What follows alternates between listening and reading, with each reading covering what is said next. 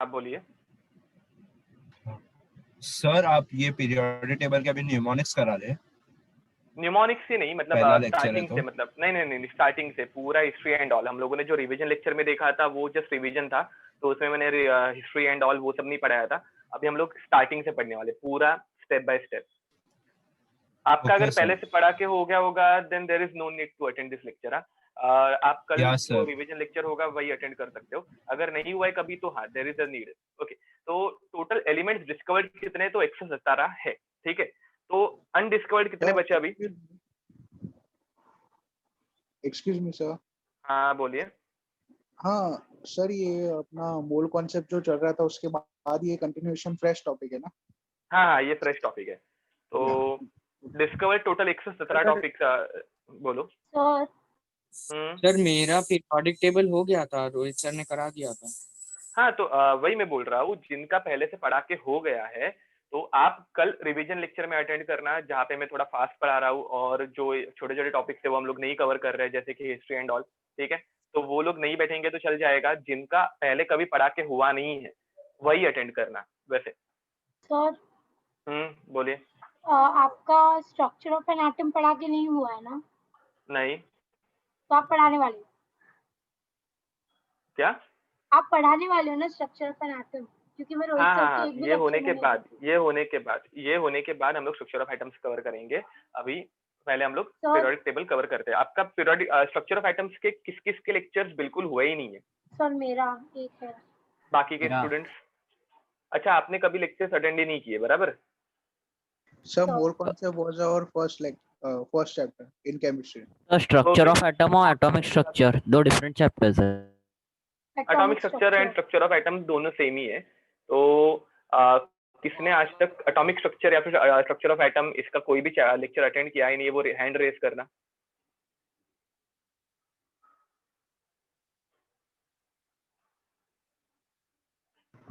Sir मैं मतलब ऐसे बीच बीच में एक दो लेक्चर ही बैठा था जब टीचर ने ओके, तो यहाँ पे तुम लोगों को क्वांटम नंबर्स की कुछ आइडिया नहीं है अभी तक, आई गेस।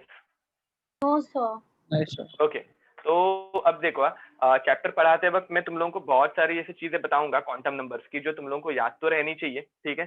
तो अभी तुम लोग जस्ट वो लिख के रखना अपने कॉपी में, और हम लोग जब स्ट्रक्चर ऑफ एटम्स पढ़ेंगे तब वो सारी चीजें तुम लोगों को अपने आप क्लियर हो जाएगी, ठीक है। तो अभी के लिए तुम लोग जस्ट एडजस्ट कर लेना। ये पढ़ाने का रीजन यही है कि हम लोगों को अभी आपका जब दूसरे ट्रैक पे nature of chemical bond start होगा तब इसकी थोड़ी रिक्वायरमेंट होगी। पीरियोडिक टेबल के तो आपको सारे एलिमेंट्स बाय हार्ट रहने चाहिए एंड ऑल, उनकी थोड़ी बहुत प्रॉपर्टीज मालूम रहनी चाहिए। तो दूसरे चैप्टर में ये पीरियोडिक टेबल नेसेसरी है, इसलिए हम लोग ये पहले कवर करते हैं and then will start with structure of atoms, ठीक है। तो चलो स्टार्ट करते हैं। अब मुझे बताओ टोटल डिस्कवर्ड एलिमेंट्स कितने हैं, बोलो। सॉरी सर, लेकिन मुझे और एक ओके, इसका नाम क्या है एनसीईआरटी में? पीरियोडिक टेबल ही है? पीरियोडिक टेबल या फिर periodic properties. Okay sir, thank you. तो अब डिस्कवर्ड एलिमेंट्स कितने हैं? तो टोटल डिस्कवर्ड एलिमेंट्स हमारे पास है 117, ठीक है। अभी आज के डेट तक 117 एलिमेंट्स डिस्कवर्ड हो गए। अब एक एलिमेंट जो है, जो बचा है अनडिस्कवर्ड, उसका एटॉमिक नंबर है 1117। याद रखना, इजी हो गया, ठीक है। तो 117 एलिमेंट्स डिस्कवर्ड है और एटॉमिक नंबर 1117 जिस एलिमेंट का है वही डिस्कवर होना बाकी है। बाकी सारे 118 में के सारे डिस्कवर्ड हो गए, ठीक है। अब what was the need to make a periodic table? What was the need to make a periodic table? बताओ जरा मुझे। सर स्टडी करने के लिए अच्छा होगा, क्लासिफिकेशन होगा तो, so that we are able to study them properly. Perfect. तो देखो, हमारे पास नेचुरली अकरिंग ही, हम लोगों के पास नेचुरली अकरिंग ही टोटल 92 एलिमेंट्स है। कितने एलिमेंट्स है? 92 एलिमेंट्स, ठीक है।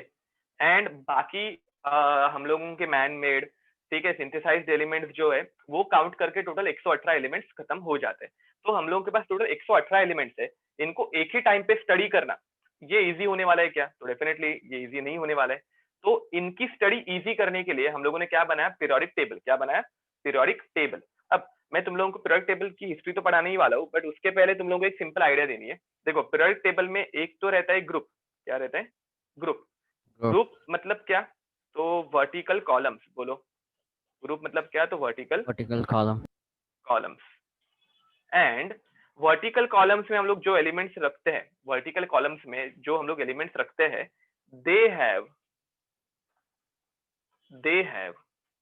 सेम प्रॉपर्टीज, ठीक है, दे हैव सेम प्रॉपर्टीज। तो समझो मैंने एक कॉलम में 7 एलिमेंट्स रख दिए, तो मुझे सातों की अलग अलग स्टडी करने की नेसेसरी होगी क्या?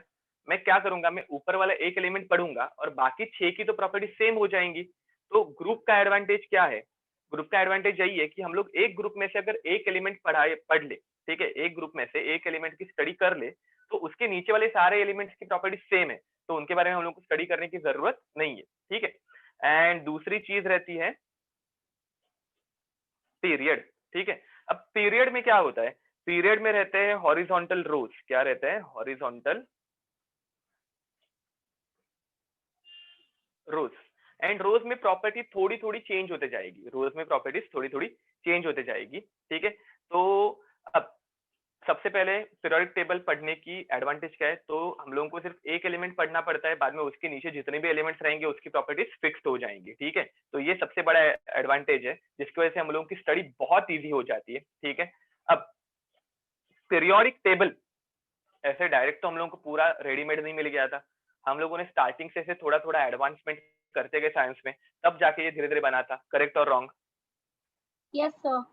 तो सबसे पहले पीरियोडिक टेबल में कंट्रीब्यूट करने का काम किया था एक साइंटिस्ट ने, जिनका नाम था प्राउस्ट। नाम क्या था? प्राउस्ट। तो अभी हम लोग पढ़ रहे हैं हिस्ट्री ऑफ पीरियोडिक टेबल, ठीक है, कि हम लोग पीरियोडिक टेबल के नजदीक कैसे पहुंचते गए, ठीक है। तो सबसे पहले जो साइंटिस्ट आए थे उनका नाम था प्राउस्ट, ठीक है। तो उन्होंने अपनी थियरी दी, Proust theory, which is also called as unitary theory. अब मुझे बताओ यूनिट मतलब क्या? यूनिट मतलब क्या? तो one single unit, one single quantity, ठीक है। तो प्राउस्ट ने भी वही बोला कि जो सारे एलिमेंट्स है ना, वो एक सिंगल छोटे से एलिमेंट से बने। और मुझे बताओ एक सबसे छोटा और सिंगल एलिमेंट हम लोगों को अगर लेना है तो हम लोग क्या बोलेंगे? हाइड्रोजन। परफेक्ट। तो उन्होंने वही बोला, all elements are made up of hydrogen atom, ठीक है, are made up of hydrogen atom, ठीक है। तो देखो कैसे होगा, हम लोगों का हाइड्रोजन वो खुद किसका बना रहेगा? तो हाइड्रोजन खुद बना रहेगा हाइड्रोजन का, ठीक है। बट अगर मुझे हीलियम बनाना है तो हाइड्रोजन का जो मास है, बोलो सर एक्चुअली मुझे पूछना था कि जैसे आपने बोला कि जो वर्टिकल कॉलम्स होते हैं ग्रुप, उसका यूज हम करते हैं while like they have the same elements, but period horizontal rows they have what same? They do not have anything same. मैंने बोला ना कि इनकी प्रॉपर्टीज धीरे धीरे चेंज होते जाती है। तो पीरियड में प्रॉपर्टीज धीरे धीरे चेंज होते जाती है और एक ग्रुप में सारी प्रॉपर्टीज सेम रहती है। तो ये जस्ट मैंने इंट्रोडक्शन दिया था, हम लोग इनके बारे में बाद में वापस अच्छे से पढ़ेंगे। ओके, तो let's focus on Proust theory. अब हाइड्रोजन का जो मास है, हाइड्रोजन का मास कितना रहता है? 1 रहता है, इसलिए हम लोगों ने इसको एज अ यूनिट मान लिया कि ये हम लोगों का स्मॉलेस्ट यूनिट है। और इसका एग्रीगेशन होके, एग्रीगेशन मतलब क्या? तो कॉम्बिनेशन होके वो नजदीक आके अलग अलग एलिमेंट्स बनते जाएंगे। अगर समझो मुझे बनाना है हीलियम, मुझे बताओ हीलियम का मास कितना रहता है? 4 AMU। 4। तो 4 AMUs बनाने के लिए मुझे कितने हाइड्रोजन आइटम्स लगेंगे?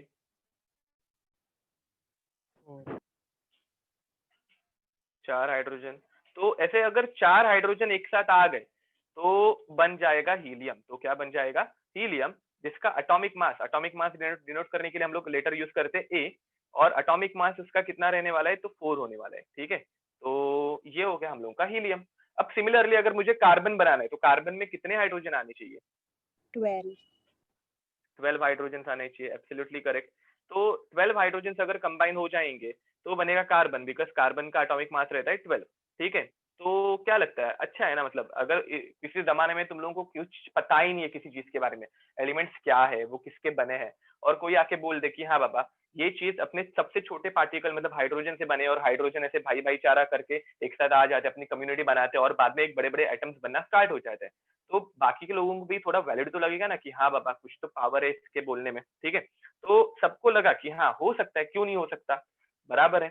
बट फिर हम लोगों के पास आई एक लिमिटेशन, हम लोगों के पास एक आई लिमिटेशन इसके थियरी की। और थियरी में अगर लिमिटेशन है मतलब कुछ कमी है, तो हम लोग थियरी को क्या कर देंगे, डिस्कार्ड कर देंगे। अब लिमिटेशन क्या थी? लिमिटेशन थी एलिमेंट्स हैविंग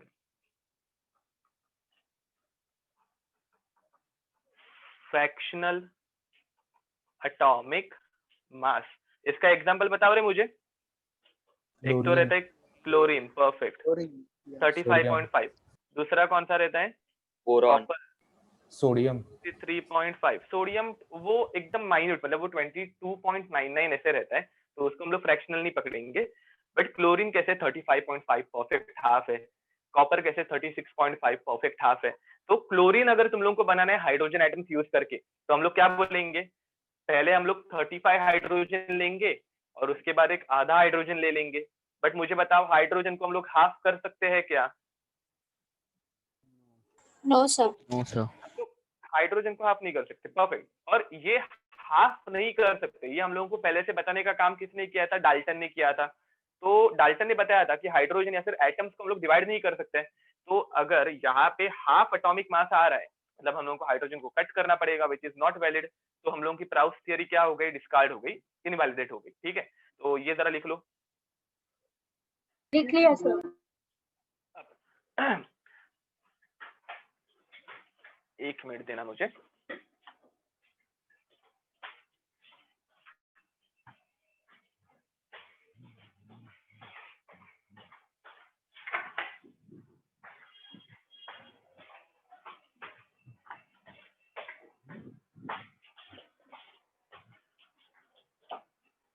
सो नाउ उसके बाद आए थे डोबेराइनर, ठीक है? इनके बारे में तुम लोगों ने स्कूल में ही बहुत कुछ पढ़ लिया होगा। सर लिखना ऊपर का। तो इतना बस। मेरे साथ थोड़ा थोड़ा लिखते रहना। ओके सर सिर्फ फर्स्ट लाइन लिखाओगे। ओके ओके, हाँ टेक अ स्क्रीन। हाँ सर। उसके बाद आए थे डोबेराइनर्स, ठीक है? तो डोबेराइनर्स ने उनके क्या दिया हम लोगों को उनको दिए ट्राइड्स, ठीक है? तो डोबेराइनर्स ट्राइड्स कैसे काम करते हैं वो देख लेते हैं, ठीक है? तो होता क्या है, व्हेन लिखते जाओ 3 elements, when 3 elements having same properties are arranged in increasing order of their atomic mass, ठीक है? कैसे अरेंज करने वाले? तो increasing order of their atomic mass. Then mass of middle atom, then mass of middle atom is average of other 2 atoms, ठीक है? तो उन्होंने क्या बोला, अगर 3 एलिमेंट्स में ऐसे ले रहा हूं जिनकी प्रॉपर्टी सेम है और उनको मैं increasing order of their atomic मास के अकॉर्डिंगली अरेंज कर रहा हूं, ठीक है? तो उन्होंने एक एग्जांपल में सबसे पहले कौन सा एग्जांपल दिया था? तो एक तो उन्होंने दिया था लिथियम, सोडियम एंड पोटेशियम, ठीक है? अब लिथियम का मास हम लोगों को एटॉमिक मोल कंसेप्ट के थ्रू पता है कितना है, 7 है। पोटेशियम का कितना है, 39 है। और सोडियम का कितना है, 23 है। तो सोडियम का जो मास है वो इन दोनों ऊपर और नीचे वालों का रहना चाहिए एवरेज। क्या रहना चाहिए? एवरेज।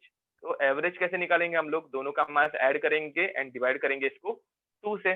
तो एडिशन क्या हो जाएगी, 46 divided by 2, which is equals to 23। तो मुझे बताओ डोबेराइनस स्क्वाड फॉलो हो रहा है कि नहीं हो रहा है? यस हो अब रहा है। लाइकवाइज उन्होंने और एक एग्जांपल दे दिया। उन्होंने दूसरा एग्जांपल किसका दिया हम लोगों को? तो दूसरा एग्जांपल उन्होंने दिया हम लोगों को कैल्शियम, स्ट्रोंशियम एंड बेरियम। ठीक है, कैल्शियम का मास कितना रहता है ये पता है तुम लोगों को, 40 रहता है। स्ट्रोंशियम रहता है 88 एंड बेरियम रहता है 137। कितना रहता है? 137। अब ऊपर वाले का और नीचे वाले का, अभी हाँ इनकी प्रॉपर्टी सेम है, ये हम लोगों को कैसे पता है? हम लोगों को बहुत अच्छे से पता है। ये सारे कौन से मेटल्स थे? ये सारे थे अल्कली मेटल्स। कौन से थे? Alkali metals. अभी उस जमाने में हम लोग को पता नहीं था ये अल्कली मेटल्स है, बट अभी तो पता है। तो इनकी प्रॉपर्टी सेम है, वो भी तुम लोगों को एक आइडिया होगी। सबका ऑक्सीडेशन नंबर या फिर कितने इलेक्ट्रॉन से डोनेट करेंगे? सारे के सारे एक इलेक्ट्रॉन डोनेट करते हैं। सारे के सारे मेटल्स है और सारे के सारे सॉफ्ट मेटल्स रहते हैं। ये सारी चीजें हम लोग बाद में पढ़ने ही वाले हैं। ठीक है, तो इनकी प्रॉपर्टीज तो सेम थी, ये डोबेराइनर ने ऑब्जर्व किया। फिर इनका जो मिडल एटम है उसका मास ऊपर वाला और नीचे वाले का एवरेज निकला, तो कुछ तो लॉजिक है। ठीक है, अब सिमिलरली यहाँ पे कैल्शियम की फैमिली में, ठीक है, ये कौन से मेटल्स है? ये सारे के सारे है हमारे अल्कलाइन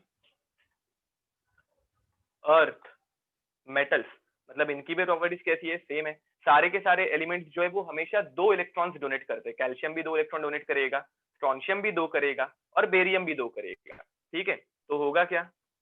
40 प्लस 137 डिवाइडेड बाई 2 कितना आना चाहिए? 88 के अराउंड किधर तो आना चाहिए। देखते हैं एडिशन करके। मुझे बताओ 40 प्लस 137 कितना हो जाएगा? 177 डिवाइडेड बाई 2। और इसको जब हम लोग डिवाइड करेंगे तो 2 8 जा 16, 17 बच गए, तो वापस कितना आएगा? 80 आने वाला है आई गेस। एंड फिर बाद में एक आने वाला है पॉइंट। तो 88 और 88.5 बहुत नजदीक है, तो लॉ अभी भी वैलिड है। गेटिंग इट और नॉट? तो अब मैं तुम लोगों को बार बार एवरेज तो करके नहीं बताऊंगा, मैं डायरेक्ट एग्जांपल्स लिखते जा रहा हूँ और ये एग्जांपल्स लॉ को फॉलो करते हैं। ठीक है, एवरेज तुम लोग खुद निकाल के। तो थर्ड एग्जांपल जो मैं देने वाला हूँ that is for beryllium, magnesium and calcium. अब बेरिलियम का मास तो तुम लोगों को पता है 9, कैल्शियम का भी पता है 40, दोनों को ऐड करोगे तो 49 हो जाएगा, डिवाइड बाय 2 करोगे तो 24.5 हो जाएगा और मैग्नीशियम का मास रहता है 24। तो ये हो गया तुम लोगों का थर्ड एग्जांपल। ठीक है, तो सिमिलरली हम लोग फोर्थ एग्जांपल लिखने वाले हैं phosphorus, arsenic and antimony. Phosphorus का मास हम लोगों को पता है 31 रहता है, आर्सेनिक का मास रहता है 75 और एंटीमनी का मास रहता है 120। अब याद रखो तुम लोगों को एटॉमिक मास बाय हार्ट करने हैं क्या? नहीं, हम लोगों को कैल्शियम तक के भी एटॉमिक मास पता है या फिर मैक्स टू मैक्स जिंक तक के भी एटॉमिक मास पता है, तो it is more than enough. तुम लोगों को एग्जाम में एटॉमिक मास पहले से प्रोवाइडेड रहेगा। ठीक है, तो तुम लोगों को एटॉमिक मास बाय हार्ट करने की जरूरत नहीं है। सिर्फ ये पेयर्स याद अगर तुम लोगों के हो गए तो एग्जाम में इजी हो जाएगा सॉल्व करने के लिए। ठीक है, now fifth one is sulphur, selenium and tellurium. ठीक है, सल्फर का जो मास है वो रहता है 32, सेलेनियम का रहता है 79 एंड टेल्यूरियम का रहता है 127। ठीक है, सिक्स्थ पेयर हम लोगों की है क्लोरीन, ब्रोमीन, आयोडीन। क्लोरीन का मास रहता है 35.5, bromine is 80 and iodine is 127। ठीक है, तो याद रखो एटॉमिक मास 2 एलिमेंट्स का सेम हो सकता है। ठीक है, 2 एलिमेंट्स का एटॉमिक मास हमेशा सेम हो सकता है, एटॉमिक नंबर हर एक का यूनिक रहता है। ठीक है, एंड सेवेंथ वन इज फेकोनी। ठीक है, तो अगेन जैसे मैंने तुम लोगों को बताया, तुम लोगों को मास पहले से देके रखेंगे, तुम लोगों को सिर्फ देखना है कि दोनों का एवरेज, ऊपर वाले का और नीचे वाले का एवरेज कंबाइन करने के बाद तुम लोगों को बीच वाले का एटॉमिक मास मिल रहा है क्या। अगर मिल रहा है तो डोबेराइनस स्क्वाड फॉलो हो रहा है, अगर नहीं हो रहा है तो it is not following Döbereiner's squad. ठीक है, तो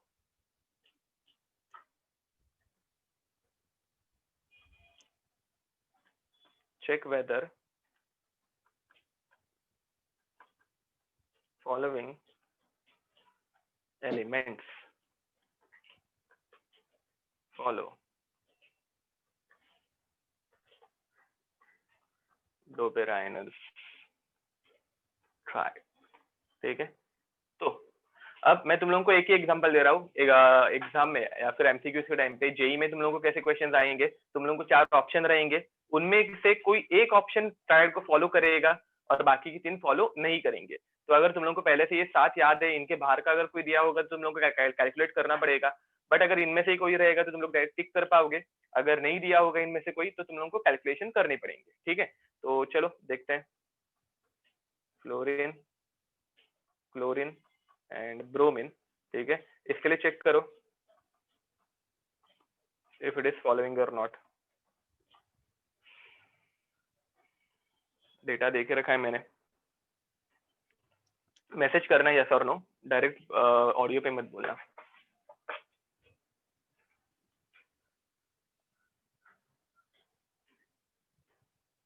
ओके अक्षय करेक्ट है, परफेक्ट नक्षत्र, यप, तो सबके आंसर्स करेक्ट आ रहे हैं। कोई है जिसको इसमें कुछ डाउट है?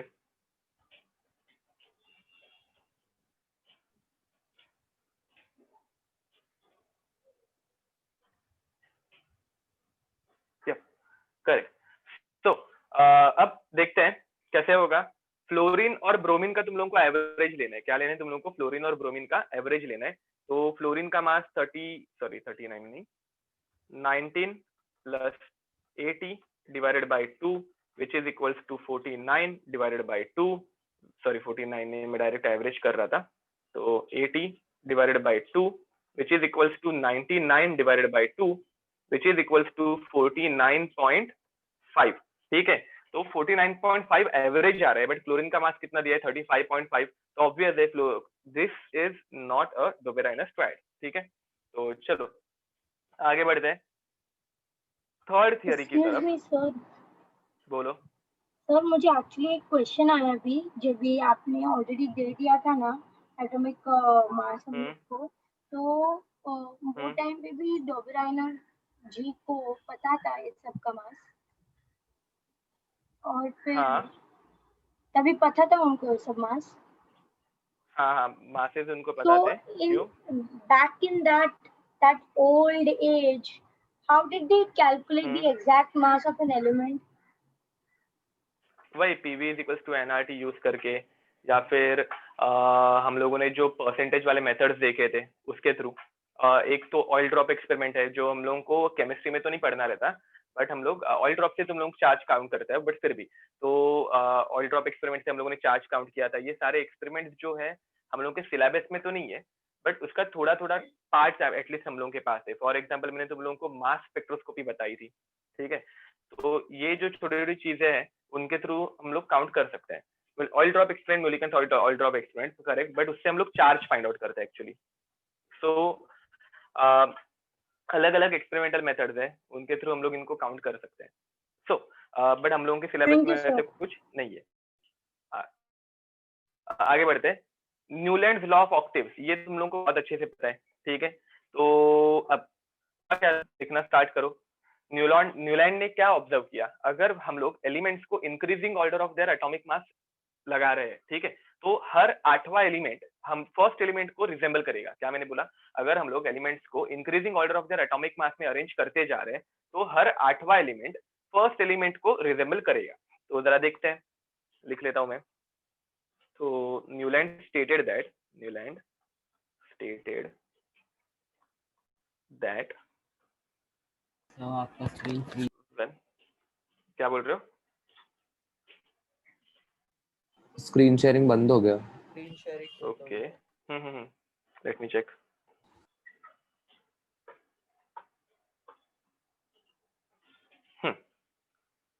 So he stated that when elements are arranged in increasing order of their atomic masses, every 8th element resembles first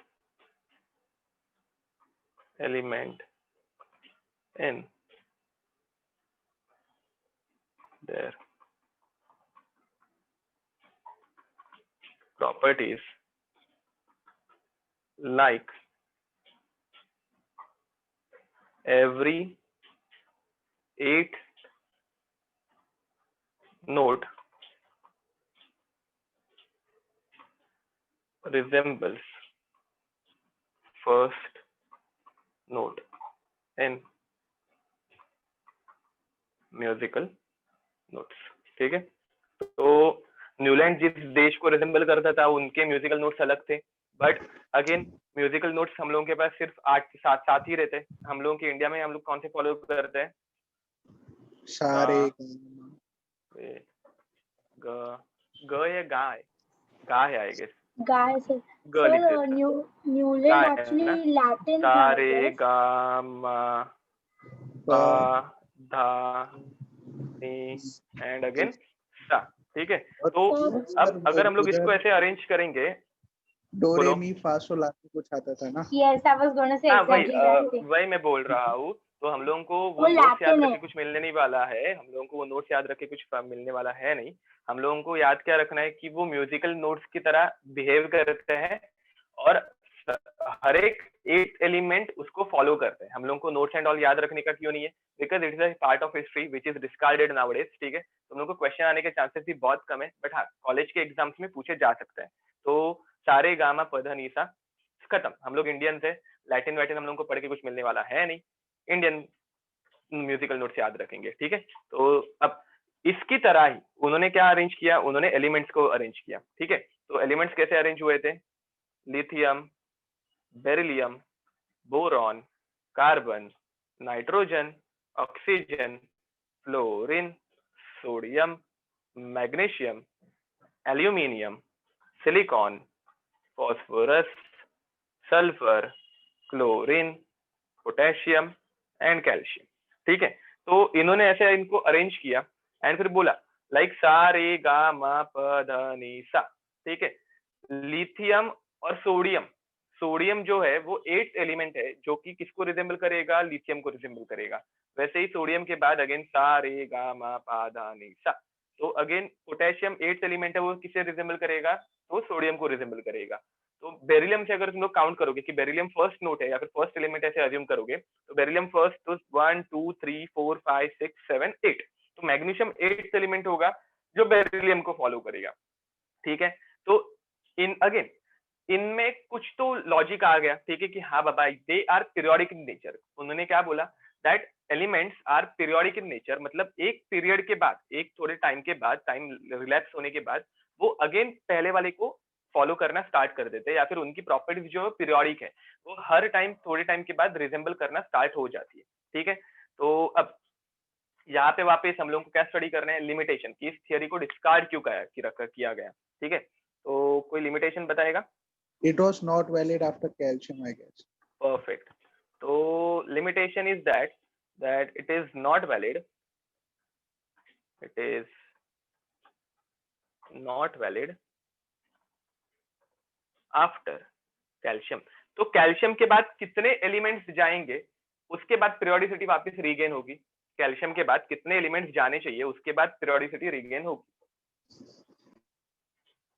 तो कैल्शियम के बाद टोटल 10 एलिमेंट एक्स्ट्रा के आ जाते हैं डी ब्लॉक के। ठीक है, कैल्शियम के बाद टोटल 10 एलिमेंट्स एक्स्ट्रा आ जाते हैं डी ब्लॉक के। तो पहले के 8 एलिमेंट्स उसमें और 10 एलिमेंट्स ऐड करेंगे तो 18th एलिमेंट वापस प्रॉपर्टीज को रिजेंबल करता है। ठीक है, तो कैल्शियम के बाद डी ब्लॉक एलिमेंट्स आते हैं, इसलिए ये लिमिटेशन एग्जिस्ट करती है बिकॉज ऑफ डी ब्लॉक। ठीक है, उस जमाने में हम लोग को ये सब पता नहीं था। अब दूसरा लिमिटेशन जो था वो था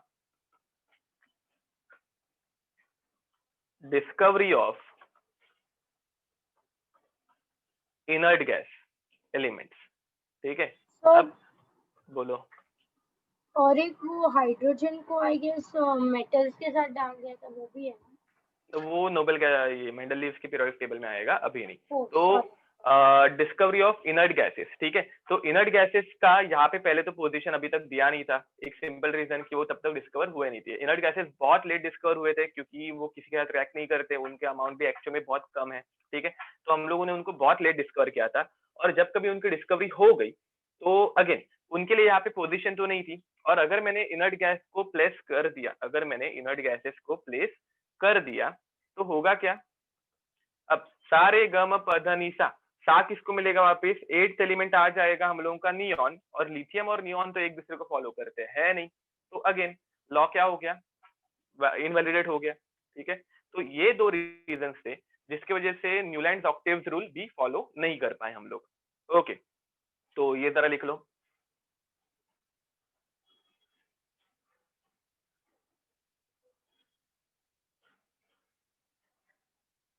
ओके, तो उसके बाद आए पांचवे साइंटिस्ट, ठीक है, जिनका नाम था, पांचवे नहीं, आई गेस फोर्थ साइंटिस्ट ना, फोर्थ साइंटिस्ट जिनका नाम था लॉथर मेयर, ठीक है। अब लॉथर मेयर ने प्रॉपर हम लोगों को एक्सपेरिमेंटल प्रूफ दिया, ठीक है। तो इन्होंने हम लोगों को कौन सा प्रूफ दिया, उन्होंने हम लोगों को एक्सपेरिमेंटल प्रूफ दिया,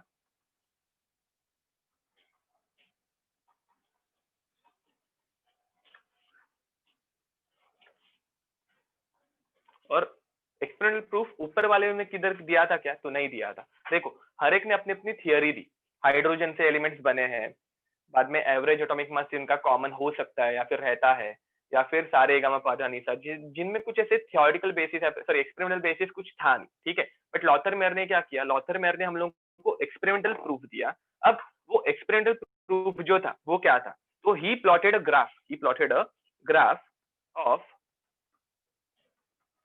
atomic volume versus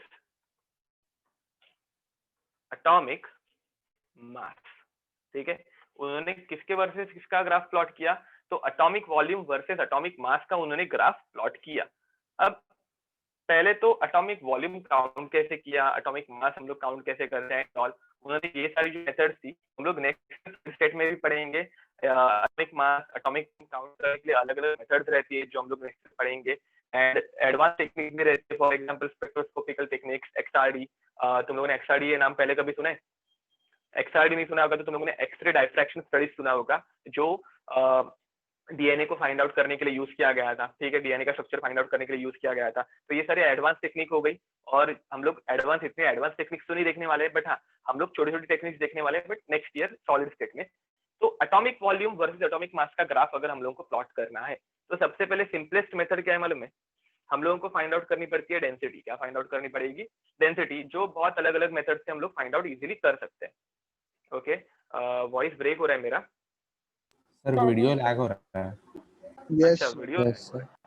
okay, voice भी ब्रेक हो रहा है शायद। Okay, let me check.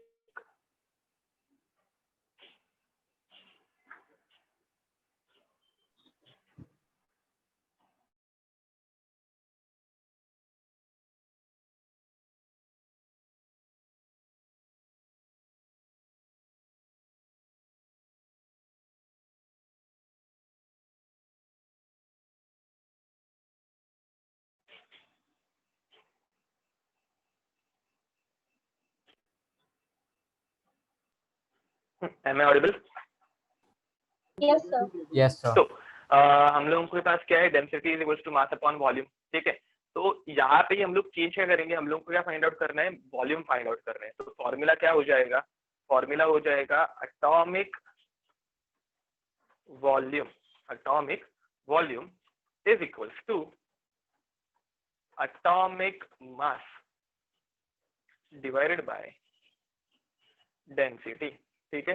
तो ये पूरा फॉर्मूला कैसे यूज होता है एंड ऑल, ये हम लोग 12th में स्टडी करेंगे, ठीक है। बट यही सिंपल फॉर्मूला यूज करके उन्होंने क्या फाइंड आउट किया, उन्होंने फाइंड आउट किया एटॉमिक वॉल्यूम। एटॉमिक मास तो हम लोगों को पहले से पता थे ऑलमोस्ट सारे एलिमेंट्स के, ठीक है। तो एटॉमिक वॉल्यूम और एटॉमिक मास का उन्होंने प्लॉट किया ग्राफ, ठीक है। And this graph is also called as Lothar-Meyer's curve, ठीक है, it is also called as Lothar-Meyer's curve, तो उन्होंने क्या प्लॉट किया, atomic volume versus atomic mass. ठीक है, अब ग्राफ मिला कैसे, तो ग्राफ का नेचर ऐसा कुछ था। ठीक है, ऐसे ऊपर जाने वाले पीक्स थे उसके अंदर,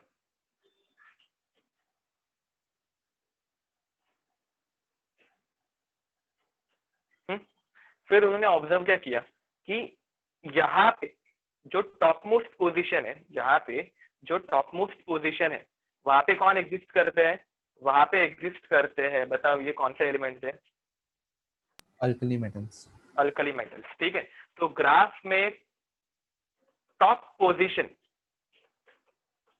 जो थी वो किसकी थी, वो थी अल्कली मेटल्स की। किसकी थी, तो अल्कली मेटल्स। ठीक है, उसके बाद ये जो छोटे वाले पॉइंट्स है, ठीक है, वहां पे कौन एग्जिस्ट कर रहे थे, तो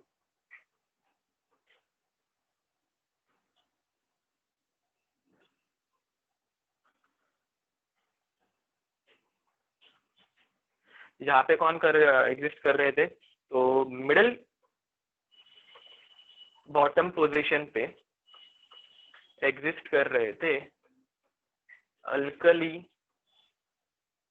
अर्थ मेटल्स। ठीक है, एंड ऊपर की तरफ जाते वक्त असेंडिंग ऑर्डर, देखो ये ऐसे ऊपर से स्टार्ट होता है, थोड़ा सा नीचे आता है, वापस ऐसे ऊपर जाना स्टार्ट होता है, फिर से थोड़ा नीचे आ रहा है।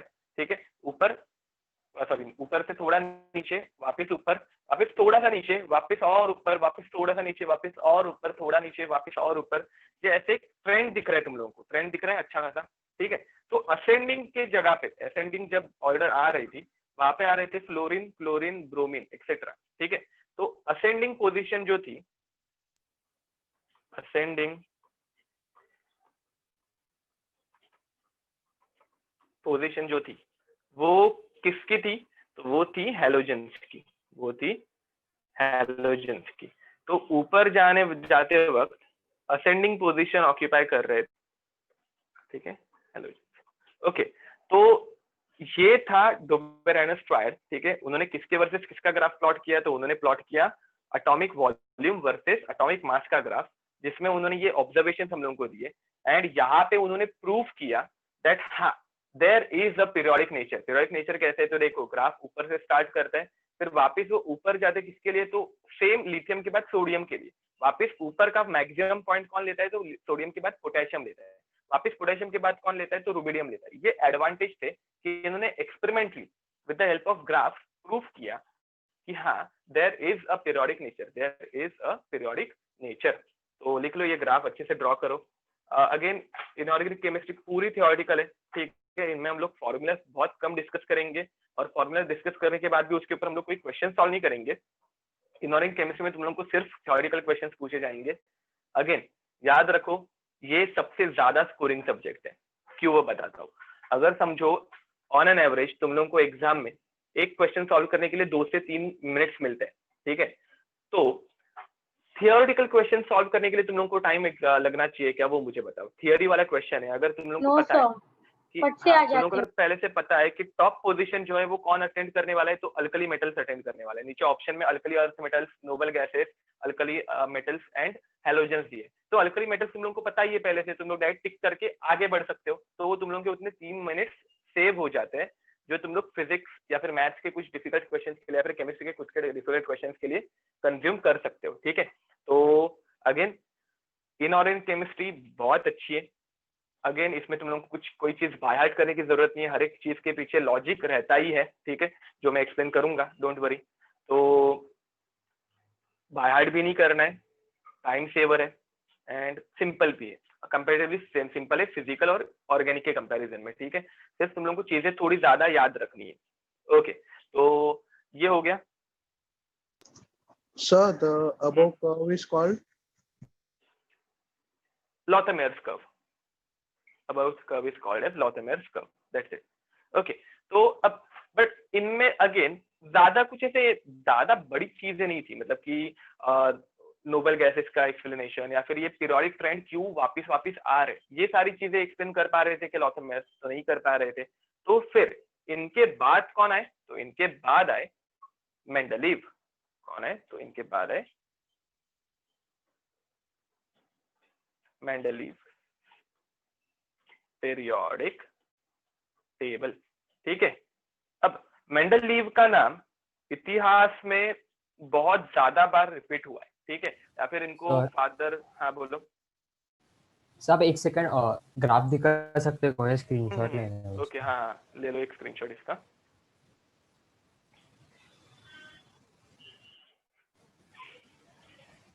सो मेंडलीव का नाम हम लोग बार बार क्यों लेते हैं, या फिर सबको पता है कि पीरियोडिक टेबल मतलब मेंडलीव। ठीक है, जो साइंस का स्टूडेंट नहीं भी होगा, कॉमर्स पढ़ने वाला रहेगा, उसको भी इतना तो पता है स्कूल से कि पीरियोडिक टेबल मतलब मेंडलीव, ये नाम आना ही है। तो ये इतना फेमस क्यों है, इसका रीजन है कि इन्होंने की थी भविष्यवाणी। क्या की थी, भविष्यवाणी। ठीक है, तो देखते हैं इन्होंने भविष्यवाणी कैसे की थी एंड ऑल। तो सबसे पहले मेंडलीव ने अपना एक खुद का पीरियोडिक लॉ दिया। क्या दिया, मेंडलीव ने हम लोगों को एक पीरियोडिक लॉ दिया। तो ही stated that Mendeleev's periodic table law states that Mendeleev's, लिखते जाओ, Mendeleev's periodic law states that the chemical and physical properties of elements, and मत लिखना, properties of elements are periodic functions of their atomic mass। याद रखो, जब मैं लिखता हूँ तो मैं तुम लोगों को डिक्टेट नहीं कर रहा हूँ, मैं डिक्टेट यूजुअली करता हूँ, बट कैसे ऑनलाइन में तुम लोगों को कभी कभार नेटवर्क इशू आने की वजह से या फिर मेरा वॉइस ब्रेक होने की वजह से प्रॉब्लम आ सकती है, इसलिए मैं लिख रहा हूँ। तो मैं जब लिखता हूँ तभी तुम लोगों को ये सब लिखना है। ठीक है, तो मेंडलीव ने क्या बोला, केमिकल एंड फिजिकल प्रॉपर्टीज एक तो पीरियोडिक फंक्शन तो है, बट वो पीरियोडिक फंक्शन किसके वजह से है, तो वो एटॉमिक मास की वजह से। जो पीरियोडिक नेचर है वो किसकी वजह से एग्जिस्ट करता है, तो वो एग्जिस्ट करता है एटॉमिक मास की वजह से। ये इन्होंने अपना खुद का पहले क्या दिया, तो लॉ दिया। क्या दिया, तो इन्होंने लॉ दिया। अब मेंडलीव का एक नॉर्मल पीरियोडिक टेबल है, एक मॉडिफाइड पीरियोडिक टेबल है। तो मैं डिस्कशन करने वाला हूँ मॉडिफाइड के बारे में। ठीक है, मॉडिफाइड पीरियोडिक टेबल। अब मेंडलीव के मॉडिफाइड पीरियोडिक टेबल में टोटल 9 ग्रुप्स थे। कितने ग्रुप्स थे, तो टोटल 9 ग्रुप्स थे। 1 2 3 4 5 6 7 8 एंड देन 0 ग्रुप। ठीक है, अब देखो ये मॉडिफाइड पीरियोडिक टेबल है मेंडलीव का, मॉडर्न नहीं मॉडिफाइड बोल रहा हूं मैं। ठीक है, तो पहले जो 7 ग्रुप्स थे, पहले जो 7 ग्रुप्स थे, ठीक है, इनके अंदर 2 सब टाइप्स थी, एक ए ग्रुप की और दूसरी बी ग्रुप की। ठीक है, इनके अंदर ही 2 सब टाइप्स थी, एक ए ग्रुप की और दूसरी बी ग्रुप की। एंड जो 8वां ग्रुप था उनके अंदर वापस 3 एलिमेंट्स थे। एक ग्रुप के अंदर कितने एलिमेंट्स थे, तो 3 एलिमेंट्स थे। ठीक है, एंड ये 0 मतलब किसके लिए रहने वाला है बताओ, तो ये रहने वाला है नोबल गैसेस के लिए। ठीक है, तो देखो होगा क्या, हम लोगों के पास पहले 7 ग्रुप्स थे। कितने ग्रुप थे, 7, और हर एक ग्रुप में 2-2 सब ग्रुप्स है। तो 7 मल्टीप्लाइड बाई 2 हो जाएगा, मतलब 14 ग्रुप्स आ गए। 14 प्लस 8वें ग्रुप में और 3 ग्रुप्स आ गए, तो 14 प्लस 3 कितने हो गए, 17 हो गए। एंड फाइनली नोबल गैस का अलग से अगर ग्रुप ऐड कर देंगे तो कितने हो गए, 18 हो गए कि नहीं हुए। तो modified periodic table given by Mendeleev, ठीक है, resembles modern periodic table a lot, ठीक है। इसमें और मॉडर्न पीरियोडिक टेबल में बहुत सारे रिजेम्बलेंस थे, बहुत सारे रिजेम्बलेंस थे, ठीक है। एंड इन्होंने जो भविष्यवाणी की थी, जो मैंने तुम लोगों को बताया कि इन्होंने कुछ भविष्यवाणी की थी, तो भविष्यवाणी क्या थी वो हम लोग डिस्कस करते हैं। देखो मेंडलीव ने क्या ऑब्जर्व किया कि हम लोग जब atomic number, atomic mass wise इनको अरेंज करते जाएंगे तो हर एक ऊपर वाले की प्रॉपर्टी नीचे वाले को क्या होनी चाहिए, रिजेंबल होनी चाहिए। फॉर एग्जाम्पल तुम लोगों को ये लिखने की जरूरत तो नहीं है, अगर लिखना होगा तो लिख सकते हो, ठीक है। तो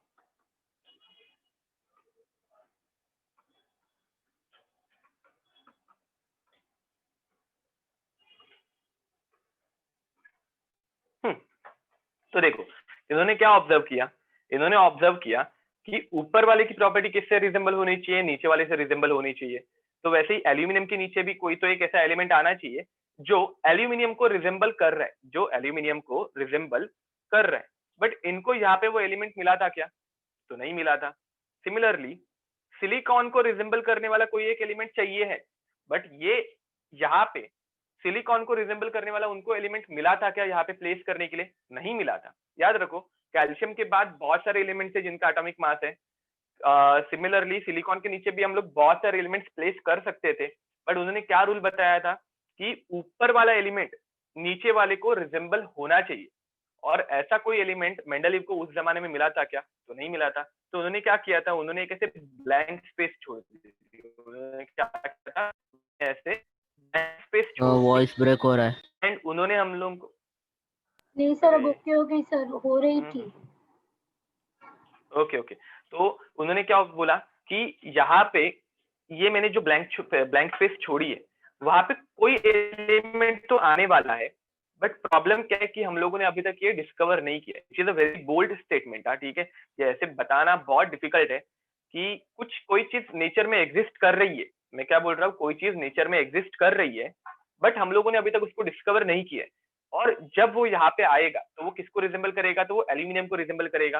फॉर एग्जाम्पल एल्यूमिनियम मेटल है तो वो खुद भी क्या होगा, मेटल ही होगा। सिलिकॉन अगर नॉन मेटल है तो उसके नीचे वाला भी क्या होगा, नॉन मेटल ही होगा। तो ये बहुत बोल्ड स्टेटमेंट्स थे। उन्होंने एल्यूमिनियम की अगर वैलेंसी +3 है तो उसके नीचे जो एलिमेंट आना चाहिए उसकी भी वैलेंसी +3 ही रहनी चाहिए। सिलिकॉन अगर कोवेलेंट बॉन्ड बना रहा है तो उसके नीचे भी जो आएगा वो कोवेलेंट बॉन्ड ही बनाना चाहिए। तो ऐसे कुछ फैक्ट्स हम लोगों को बताए थे विच वर वेरी बोल्ड। एंड अगर हम लोग कोई आदमी ऐसे भविष्यवाणी करके रख रहा है कि हाँ बाबा कभी किसी जमाने में ऐसा ऐसा एक एलिमेंट डिस्कवर होगा जिसकी प्रॉपर्टीज ये होने वाली है, और जब वो एलिमेंट खुद डिस्कवर हो रहा है और उसकी प्रॉपर्टीज मैच हो रही है तो उसके बात में कुछ दम था, ठीक है। तो मेंडलीव जी के बात में भी ऐसा ही दम था।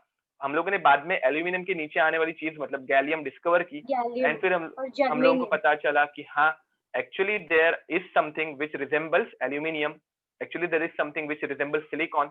तो इसलिए हम लोगों ने मेंडलीव के पीरियोडिक टेबल को बहुत इंपॉर्टेंस दिया और हम लोग आज भी उसका डिस्कशन अच्छे से करते हैं, ठीक है। तो उन्होंने क्या बोला, एक तो रहता है ई का सिलिकॉन, ठीक है, एक था ई का सिलिकॉन, और ई का सिलिकॉन बाद में क्या मिला, वो बन गया जर्मेनियम। दूसरा था ई का एल्यूमिनियम,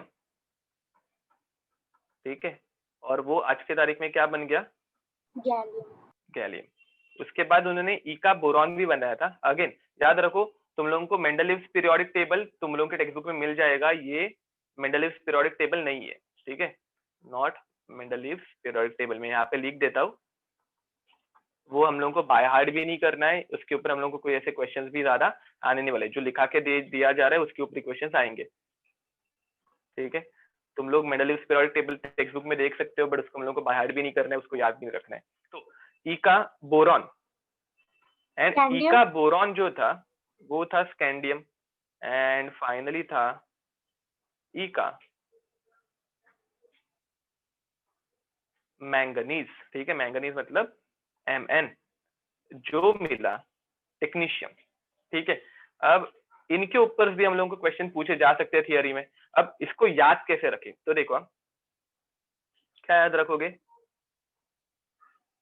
सीता एंड गीता, ठीक है। यहाँ पे क्या याद रखोगे, अलग है।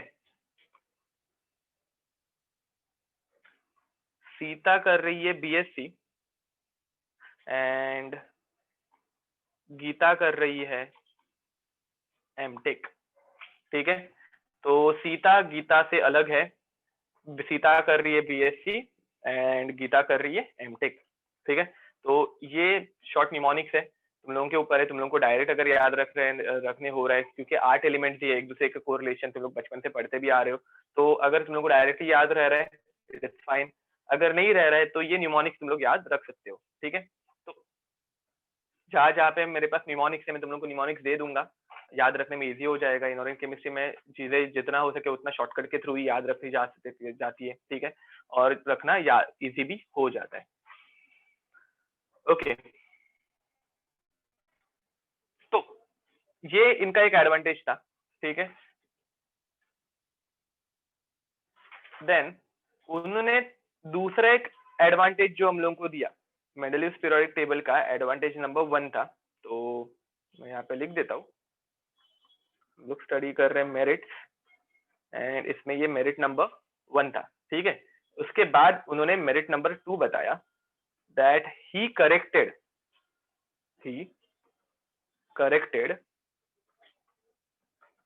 atomic masses of many elements। ठीक है, he corrected atomic masses of many elements।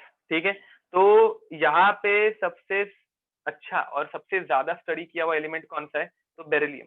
Beryllium का एटॉमिक मास हम लोगों ने पहले फाइंड आउट किया था, वो था 13.5। कितना था, 13.5, विच वाज रॉन्ग। बेरिलियम का एटॉमिक मास कितना होता है, 9। तो this was the corrected atomic mass, which was done by using through Mendeleev। ठीक है, तो अब uranium, beryllium, indium, gold and platinum, ये 5 एलिमेंट्स है जिनके मासेस को किसने करेक्ट किया था, रेक्टिफाई किया था, तो मेंडलीव ने किया था। ठीक है, तो इसके लिए भी तुम लोगों के पास एक न्यूमोनिक है, यू बेईमान। ठीक है, यू बेरिलियम का बेईमान, इंडियम का इंस्टान, गोल्ड सोना, प्लैटिनम तो अभी मैं प्लैटिनम इंग्लिश में ही लिखने वाला हूँ,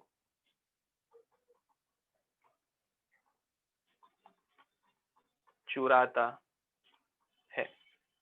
ठीक है, तो अगेन सिंपल निमोनिक है, ये 5 एलिमेंट्स है,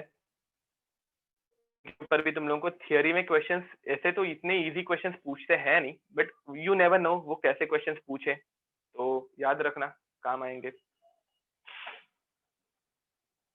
सर लेकिन उन्होंने कैसे करेक्ट किया, लाइक ओके, मैं तुम लोगों को एक बेरिलियम का एग्जांपल देता हूँ। अभी देखो हम लोगों ने एम्पिरिकल फार्मूला, मॉलिक्यूलर फार्मूला, ये ऐसे छोटी छोटी चीजें पढ़ी थी, तो वैसे ही कुछ सिंपल एक्सपेरिमेंट्स कैरी आउट करके बेरिलियम का जो मास है, ठीक है, बेरिलियम का जो मास है वो हम लोगों ने फाइंड आउट किया था 13.5। कितना फाइंड आउट किया था, 13.5, विच वॉज रॉन्ग। उसका रॉन्ग रहने का एक सिंपल रीजन क्या था पता है, हम लोगों ने बेरिलियम की वैलेंसी इनिशियली मानी थी S3। कितना माना था, तो 3 वैलेंसी इसकी हम लोगों ने मानी थी। तो मेंडलीव ने बहुत सारे एक्सपेरिमेंट्स कैरी आउट किए। ठीक है, बहुत सारे एक्सपेरिमेंट्स कैरी आउट करके उन्होंने उसके बेरिलियम के बहुत सारे डिफरेंट कंपाउंड्स बनाए, और फिर उनको पता चला कि नहीं बाबा, बेरिलियम जो कंपाउंड्स बनाता है वो एक्चुअली BeCl2, BeBr2 ऐसे टाइप के हैं। तो बेरिलियम की वैलेंसी कितनी हो गई, तो बेरिलियम की वैलेंसी हो गई 2। ठीक है, तो उन्होंने क्या किया, बेरिलियम की वैलेंसी को 3 से डिवाइड किया। 3 से डिवाइड क्यों किया, क्योंकि हम लोगों ने इनिशियली इसकी वैलेंसी क्या मानी थी, 3 मानी थी। ठीक है, और उसके बाद उसको 2 से मल्टीप्लाई किया। 2 से मल्टीप्लाई क्यों किया, क्योंकि अभी नई जो वैलेंसी है वो कितनी आई उनको, तो वो 2 आई। तो जब तुम लोग इसको डिवाइड करोगे तो तुम लोगों को आंसर मिलेगा ये 4.5, इसे मल्टीप्लाइड बाय 2 करोगे तो तुम लोगों को आंसर मिलेगा 9। तो ये मेथडोलॉजी उन्होंने यूज की थी। अगेन हम लोगों को एटॉमिक मास कैसे कैलकुलेट करते हैं वो मेथड नहीं है, बट स्टिल ये एक्सपेरिमेंट हम लोगों को स्टडी नहीं करना है, बट इसके पीछे की थियरी ये थी। सो चलो इसे मुझे क्लोज करना पड़ेगा। तुम लोगों ने लिख लिया था? आई नो, तुम लोगों ने लिख लिया था क्या ये? Yes sir. ओके, तो आई गेस मुझे क्लोज करना ही पड़ेगा ना। तो चलो रुकना सर थोड़ा टाइम। उस पर ग्रे पेंट आ गया है। हाँ आई नो, वही स्क्रीन हैंग हो गई थी, मैं नई विंडो ओपन कर रहा हूँ।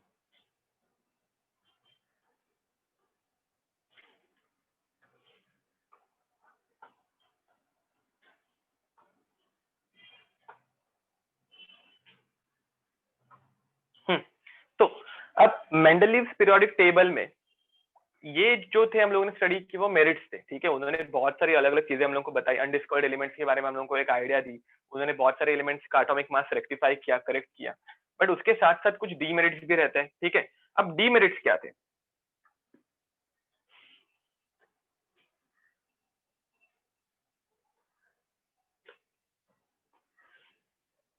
तो मेंडलीव्स पीरियोडिक टेबल के डीमेरिट्स क्या थे?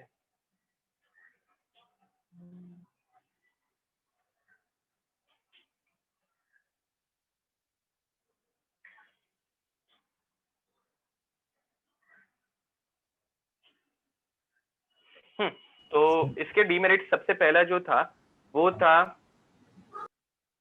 Position of hydrogen was not fixed, ठीक है।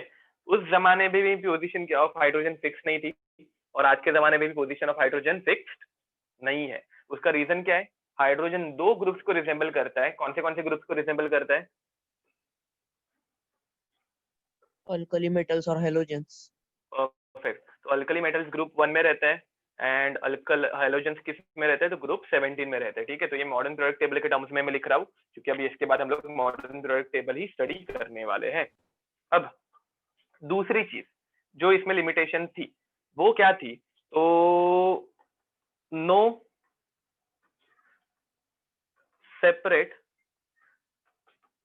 Position was given to isotopes, ठीक है। अब आइसोटोप्स ये हम लोग यूजुअली इनको पोजीशन मॉडर्न पीरियोडिक टेबल में देते ही नहीं है, करेक्ट और रॉन्ग? मॉडर्न पीरियोडिक टेबल में हम लोग आइसोटोप्स को पोजीशन देते हैं क्या? नो सर, नहीं देते। उसका रीजन क्या है? Because they have the same atomic number. Mass अलग है। हाँ, तो अब ये देखो, मास पे बेस्ड है, इसलिए मॉडर्न तो करेक्ट। तो मॉडर्न पीरियोडिक टेबल में कैसा है? हम लोगों ने एटॉमिक नंबर को प्रायोरिटी दी है, atomic number is the periodic function, ऐसे बोला है, ठीक है। बट मेंडलीव ने क्या बोला था?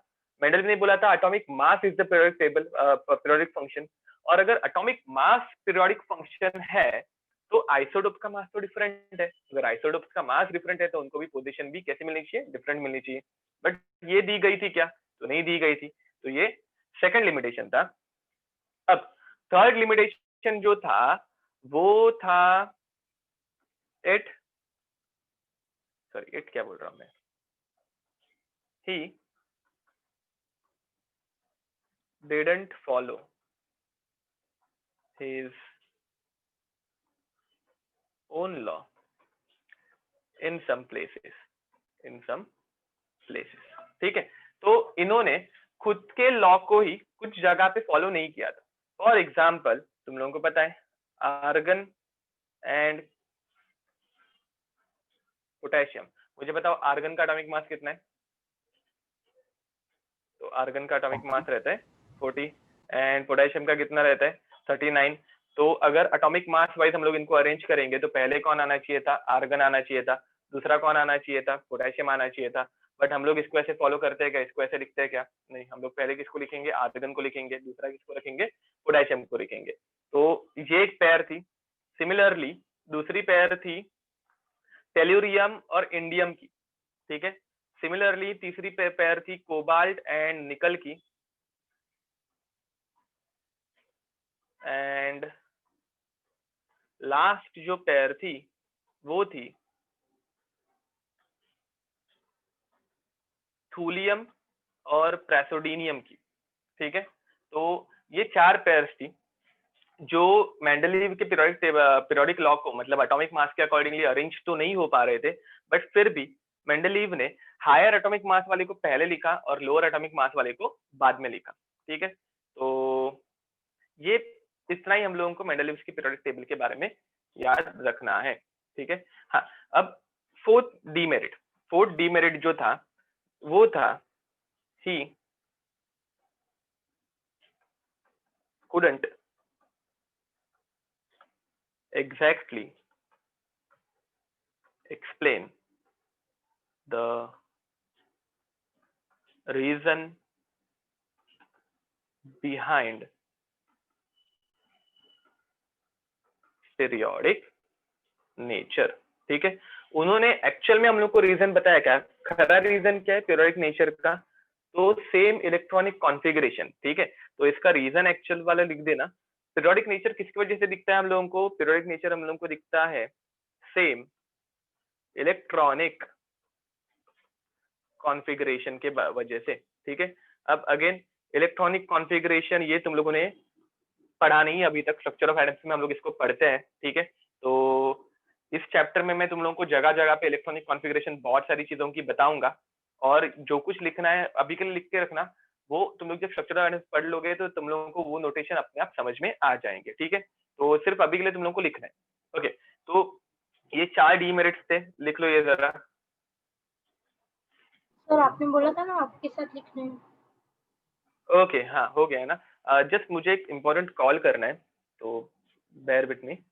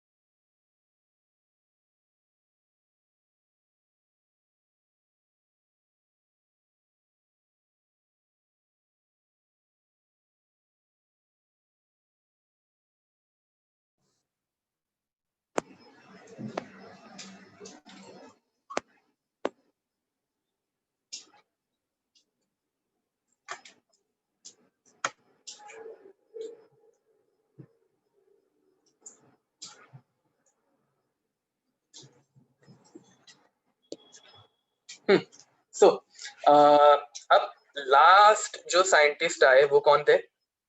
वो थे मोजलेस, ठीक है।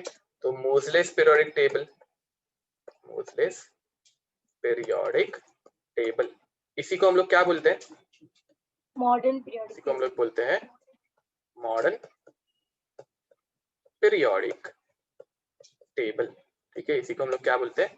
Modern periodic table. अब मोजलेस पीरियोडिक टेबल या फिर मॉडर्न पीरियोडिक टेबल सिर्फ और सिर्फ मोजले ने बनाया था क्या?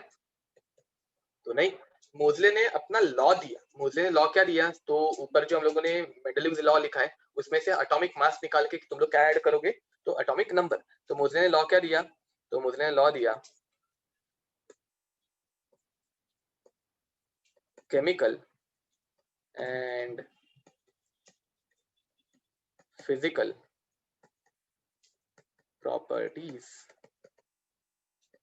of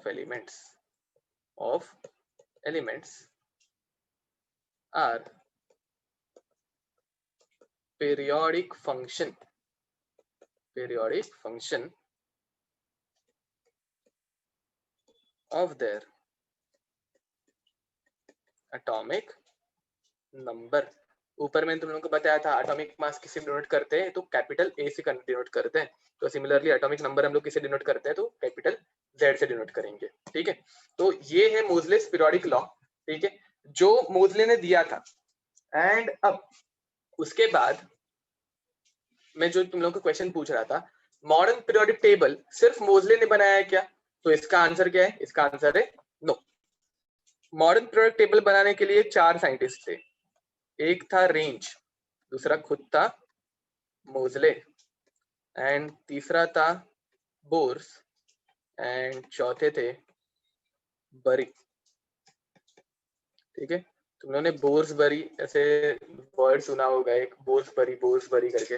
तो ये 2 साइंटिस्ट थे जिन्होंने बहुत कंट्रीब्यूट किया था। तो हर एक साइंटिस्ट ने अपने अपनी तरह से कंट्रीब्यूट किया था। बोर्स के बारे में तुम लोगों ने पहले से पढ़ा भी है। ठीक है, तो बोर्स ने अपनी बहुत अलग अलग थियरीज भी दी है। तो मोजले, बोर्स, रेंज एंड बरी, ये 4 साइंटिस्ट थे। अब मोजले ने हम लोगों को क्या बताया? तो मोजले ने किया एक्सरे डायफ्रैक्शन स्टडीज। क्या किया? X ray diffraction studies. उसमें उन्होंने क्या फाइंड आउट किया? अगेन तुम लोगों को ये चीजें सिर्फ याद रखनी है। हम लोगों को एक्सरे डायफ्रैक्शन के बारे में कुछ स्टडी नहीं कर रहे हैं। तुम लोग एक्सरे के बारे में फिजिक्स में थोड़ा बहुत पढ़ोगे ब्रैग्स लॉ में, और नेक्स्ट ईयर में तुम लोगों को सॉलिड स्टेट में ब्रैग्स लॉ भी थोड़ा बहुत बताऊंगा। ठीक है, तो एक्सरे के बारे में हम लोग पढ़ेंगे, बट अभी नहीं। तुम लोग फिजिक्स में इनके बारे में पढ़ोगे ब्रैग्स लॉ में, और नेक्स्ट ईयर हम लोग केमिस्ट्री में भी थोड़ा सा पार्ट स्टडी करेंगे। बट इस चैप्टर में हम लोग को इनके बारे में कुछ जानने की जरूरत नहीं है। हम लोग को इतना याद रखना है कि एक्सरे की जो फ्रीक्वेंसी का रूट है, एक्सरे की जो फ्रीक्वेंसी का रूट है, it is directly proportional to Z. And it is not related to atomic mass. मैं अभी लिख देता हूँ, सिर्फ ए नहीं लिखता। It is not related to atomic mass. ठीक है, अब मुझे बताओ एक्सरे स्टडीज ये सबसे इंपॉर्टेंट और सबसे इजीएस्ट वे है कि किसी एक कंपाउंड के बारे में हम लोगों को कोई इंपॉर्टेंट चीज चाहिए रहेगी, उसकी स्ट्रक्चरल इंफॉर्मेशन चाहिए होगी, उसके अंदर कितने एटम्स है, मॉलिक्यूल्स है, वो सारी चीजें फाइंड आउट करनी होगी। तो X ray diffraction studies is one of the easiest and one of the most effective thing we can do. ठीक है, तो अगर एक्सरे डायफ्रैक्शन में हम लोगों को पता चल रहा है कि एटॉमिक नंबर फ्रीक्वेंसी को करस्पॉन्ड कर रहा है, तो तुम लोग ज्यादा इंपॉर्टेंस किसको देनी चाहिए? तो ऑब्वियस हम लोग को ज्यादा इंपॉर्टेंस देना पड़ेगा एटॉमिक नंबर को। ठीक है, फिर मोजले ने अपना लॉ दिया, दैट मतलब इन्होंने अपनी इक्वेशन बनाई, frequency is equals to, proportionality निकालने के लिए कांस्टेंट इंट्रोड्यूस किया a, which is equals to z minus d। ठीक है, तो this is Moseley's law. This is what Moseley's law. Again इस चैप्टर में मैं तुम लोगों को थोड़े बहुत फॉर्मूलाज तो लिख के दूंगा, उनके ऊपर तुम लोगों को एग्जाम में भी क्वेश्चंस नहीं पूछेंगे, हम लोग यहाँ पे भी सॉल्व नहीं करने वाले। तो दिस इज सर थोड़ा ऊपर लो ना, मोजलेस लॉ। ठीक है, अभी तक जो कुछ हम लोगों ने पढ़ा है वो सारी थियरी का ही पार्ट है, जिसके ऊपर क्वेश्चंस आने के चांसेस रहते तो है, बट बहुत कम। ठीक है, तो लिख लो ये।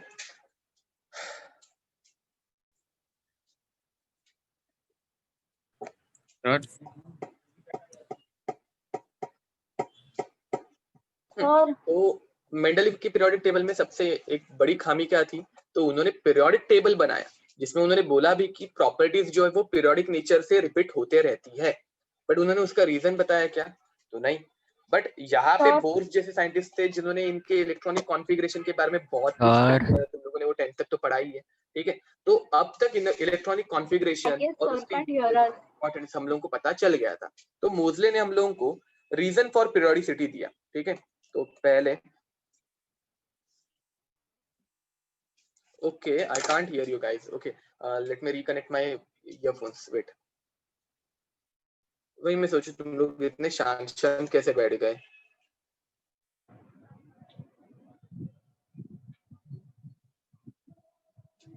Just a minute. Okay, अभी आवाज जरा बोलो कुछ। यस सर, अब आ रहा है। हाँ, ओके ओके। नहीं एक्चुअली तुम लोगों का आवाज मुझे नहीं आ रहा था। ओके, लिख लो किसी का बाकी होगा तो है। और तुम लोगों को ब्रेक चाहिए, ठीक है, रुको रुको जरा, पहले मुझे मोजले का पीरियोडिसिटी और इलेक्ट्रॉनिक कॉन्फ़िगरेशन का रीजन लिख के देने दो, बाद में ब्रेक लेते हैं छोटा सा।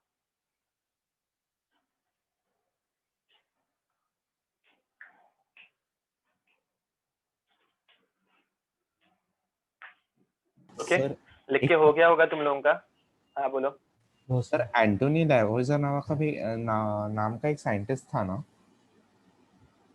हाँ, लेवोसियर ने हम लोगों को मतलब उसके बारे में भी तुम लोगों को हिस्ट्री में पढ़ाया जाता है, तो और सिमिलरली क्रूक्स के बारे में भी पढ़ाया जाता है।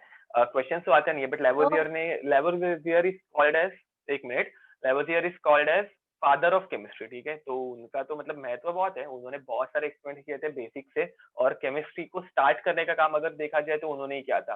कंबशन रिएक्शंस एंड ऑल, उनके बारे में एक्सप्लेनेशन कि ऑक्सीजन अगर प्रेजेंट होगा तो ही कंबशन होगा। तो ऐसी बहुत सारी छोटी छोटी चीजें, बट वो उस जमाने में अननोन थी, और इन्होंने ये सारी चीजें हम लोगों को बताई, तो इन्हें ही हम लोग फादर ऑफ केमिस्ट्री बोलते हैं। और लेवोसियर ने क्या किया था, तो एलिमेंट्स को मेटल और नॉन मेटल इन दो चीजों में डिवाइड कर दिया था, ठीक है। अब मेटल और नॉन मेटल में डिवाइड करने के बाद वो थोड़ा स्टडी इजी हो गया, बट बाद में उसमें भी एक लिमिटेशन आ गई। लेवोसियर के क्लासिफिकेशन की लिमिटेशन क्या हो सकती है बताओ, मेटल और नॉन मेटल में, और क्वांटिटीज ऐड हो सकती है। मेटलॉइड्स।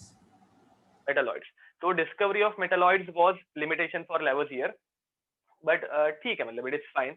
बहुत छोटा कंसेप्ट है और उसके ऊपर क्वेश्चन तो पूछने के चांसेस है नहीं, तो नहीं लिखेंगे फिर भी कुछ प्रॉब्लम नहीं है। ओके, तो हाँ बोलो, कोई और एक डाउट पूछ रहा था। एंड अगेन जब मैं एक्सप्लेन करता रहूंगा ना, तो प्लीज बीच में सर बोल के डिस्टर्ब मत किया करो। एक्सप्लेनेशन होगा उसके बाद यू कैन आस्क मी, ठीक है। मैं बीच में छोटा सा पॉज तो लेता ही हूँ। अब बोलो। सर वो कल आई गेस कुछ मीटिंग रखी है पेरेंट्स और लाइक स्टूडेंट्स की, तो आप आ रहे हो कल? No, that will be dealt by Gaurav sir, not by me. Gaurav sir will be there. I was just asking. Okay. फिर पेरेंट्स को मिलना भी होता है। That's it. Thank you so much, sir. So, yep, no problem. Repetition of similar properties of elements after certain regular intervals is as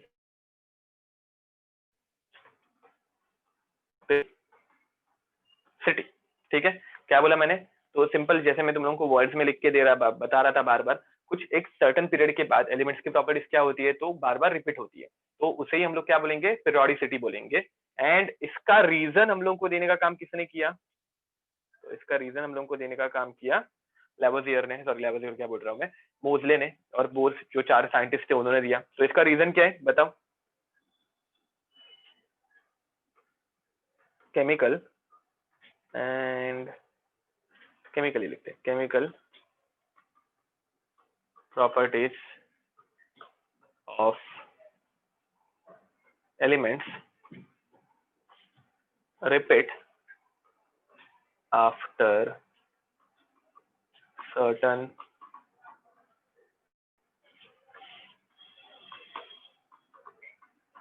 interval because that group of elements have same outermost electronic configuration, ठीक है। तो electronic configuration same रहती है, और electronic configuration ये बहुत बड़ा word लगता है मुझे, तो मैं हमेशा इसको ईसी से डिनोट करता हूँ। तो अभी नेक्स्ट टाइम मैं जब ईसी लिखूंगा तो इट इज इलेक्ट्रॉनिक कॉन्फ़िगरेशन। तो इलेक्ट्रॉनिक कॉन्फ़िगरेशन आउटरमोस्ट की सेम रहने की वजह से पीरियोडिक प्रॉपर्टीज रिपीट होती है, ये बताने का काम किया था मोजले ने।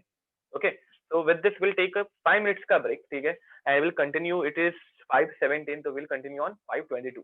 ठीक है, तो चलो सर देख लेते स्क्रीन मत निकालना प्लीज. हैं. Yup, sure.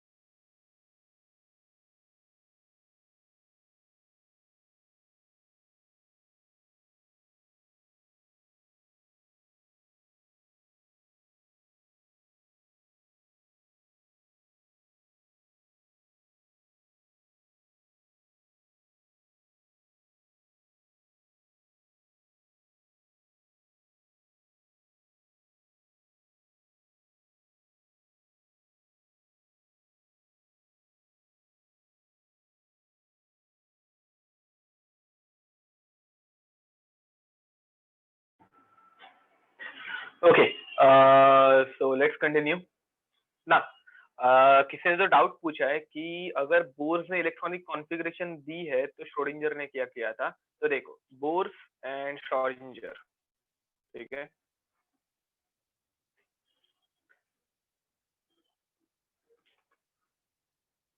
अब बोर्स ने हम लोगों को कंसेप्ट दिया था ऑर्बिट का एंड श्रोडिंगर ने हम लोगों को कंसेप्ट दिया था ऑर्बिटल्स का, ठीक है।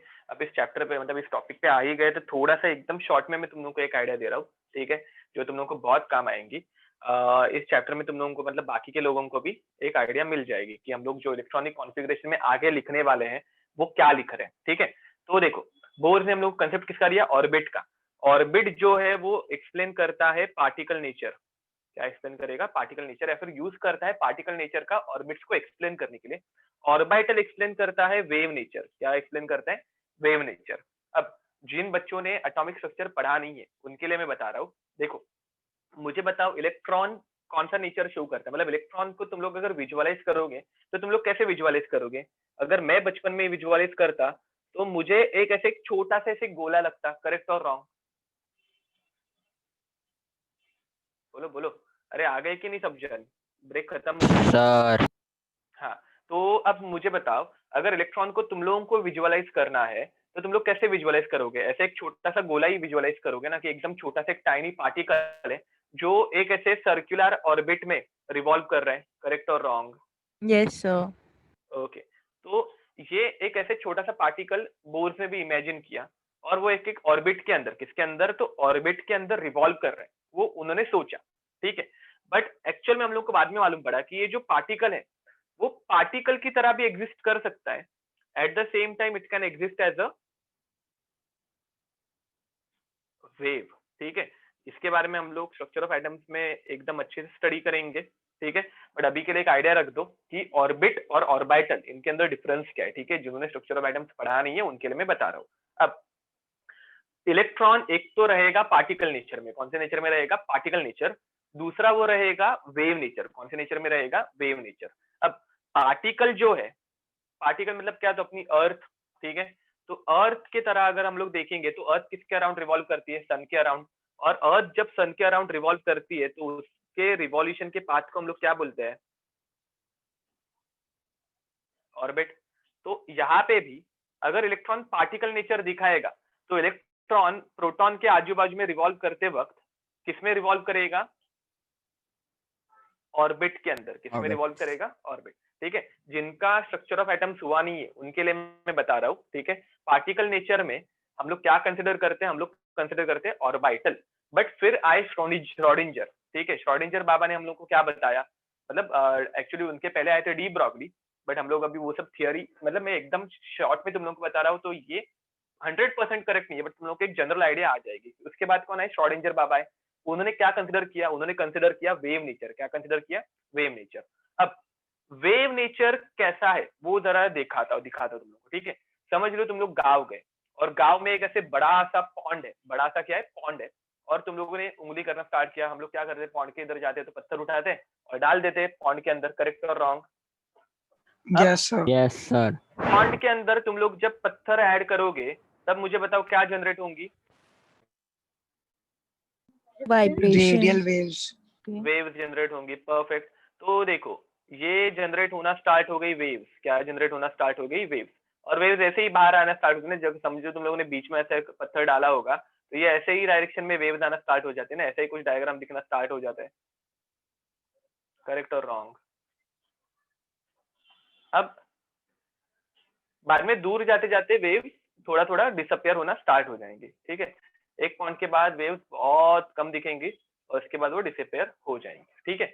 अब ये जो है ये मैंने एक 2 डायमेंशनल सरफेस पे बनाया है। यूजुअली पॉइंट का भी सरफेस जो रहता है वो 2 डायमेंशनल प्लेन रहता है, ठीक है। बट अगर इसी वेव को तुम लोग 3 डायमेंशन में कन्वर्ट करोगे तो सर्कल, ये 2 डायमेंशनल बॉडी है जो 3 डायमेंशन में किसमें कन्वर्ट हो जाएगी, सर्कल अगर मैं 3 डायमेंशन में लेके जा रहा हूँ तो किसमें कन्वर्ट, स्फीयर में कन्वर्ट हो जाएगा। तो याद रखो श्रोडिंगर ने वेव इमेजिन की, ठीक है, एक्चुअली इमेजिन नहीं की, मैथमेटिकली प्रूव की, बट हम लोग को वो सब प्रूफ नहीं है। बट श्रोडिंगर ने हम लोग को वेव इक्वेशन के थ्रू ऑर्बिटल्स दिए, क्या दिए, ऑर्बिटल्स। तो देखो, अगर तुम लोग एक 2 डायमेंशनल बॉडी में एक पत्थर फेंक रहे हो तो तुम लोगों को सर्कुलर वेव मिलती है। एटम जो है वो 3 डायमेंशनल है। तो अगर कोई वेव तुम लोग 3 डायमेंशन में इमेजिन करोगे तो सर्कल का क्या बन जाएगा? सर्कल का बन जाएगा स्फीयर। ठीक है, तो श्रोडिंगर ने बोला ऑर्बिटल्स जो रहते हैं वो कौन सी शेप में रहते हैं? स्फेरिकल। कौन से शेप में रहते हैं? स्फेरिकल। और इसे उसने बोला एस ऑर्बिटल। क्या बोला? S orbital. अब तुम लोगों को एक नई कंडीशन देता हूँ। अभी एक नई कंडीशन है, देखो ये तुम लोगों का पॉन्ड है, ये क्या है तुम लोगों का? पॉन्ड। ठीक है, अब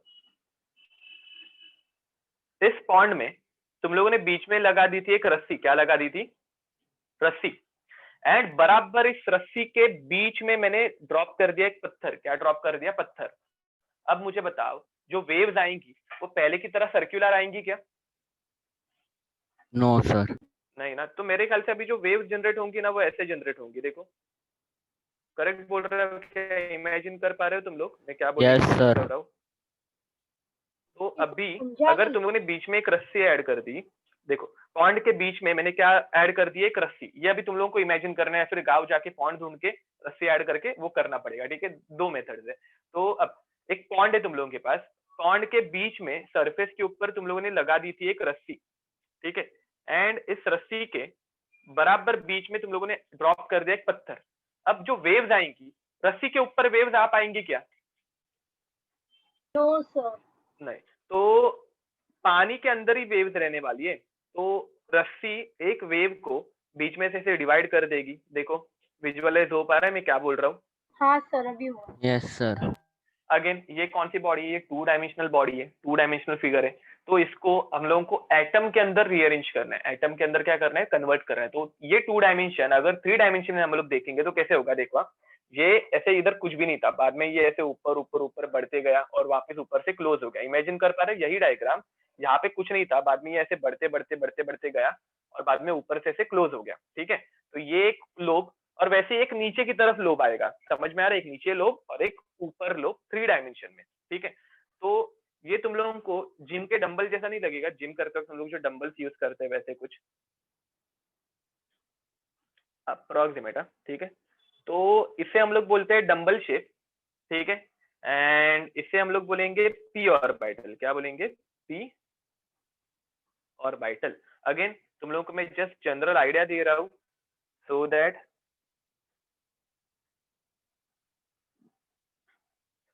ये चैप्टर तुम लोगों को थोड़ा अच्छे से समझ में आ जाए।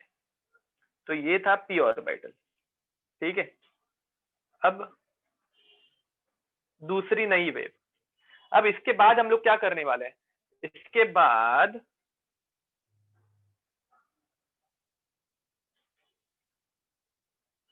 हम लोगों ने इसमें पॉन्ड में कितने रस्सियां लगा दी? बताओ। 2 रस्सियां लगाऊंगा तो वेव्स जो आएगी वो ऐसे अलग अलग 4 डायरेक्शन में आएंगी। करेक्ट और रॉन्ग? Yes sir. कितने डंबल मिले? 2। Double dumbbell. Double dumbbell. Perfect. तो ये बन गया तुम लोगों का डी ऑर्बिटल। ठीक है, इनके बारे में हम लोग कहाँ पे स्टडी करने वाले हैं? तो नेक्स्ट चैप्टर एटॉमिक स्ट्रक्चर में। ठीक है, बट तुम लोगों को अभी एक जस्ट आइडिया। बोलो। So I got disconnected after the break. Can you please repeat? Okay, अरे बाप रे, एक मिनट। आपने स्ट्रक्चर ऑफ एटम्स पढ़ा है?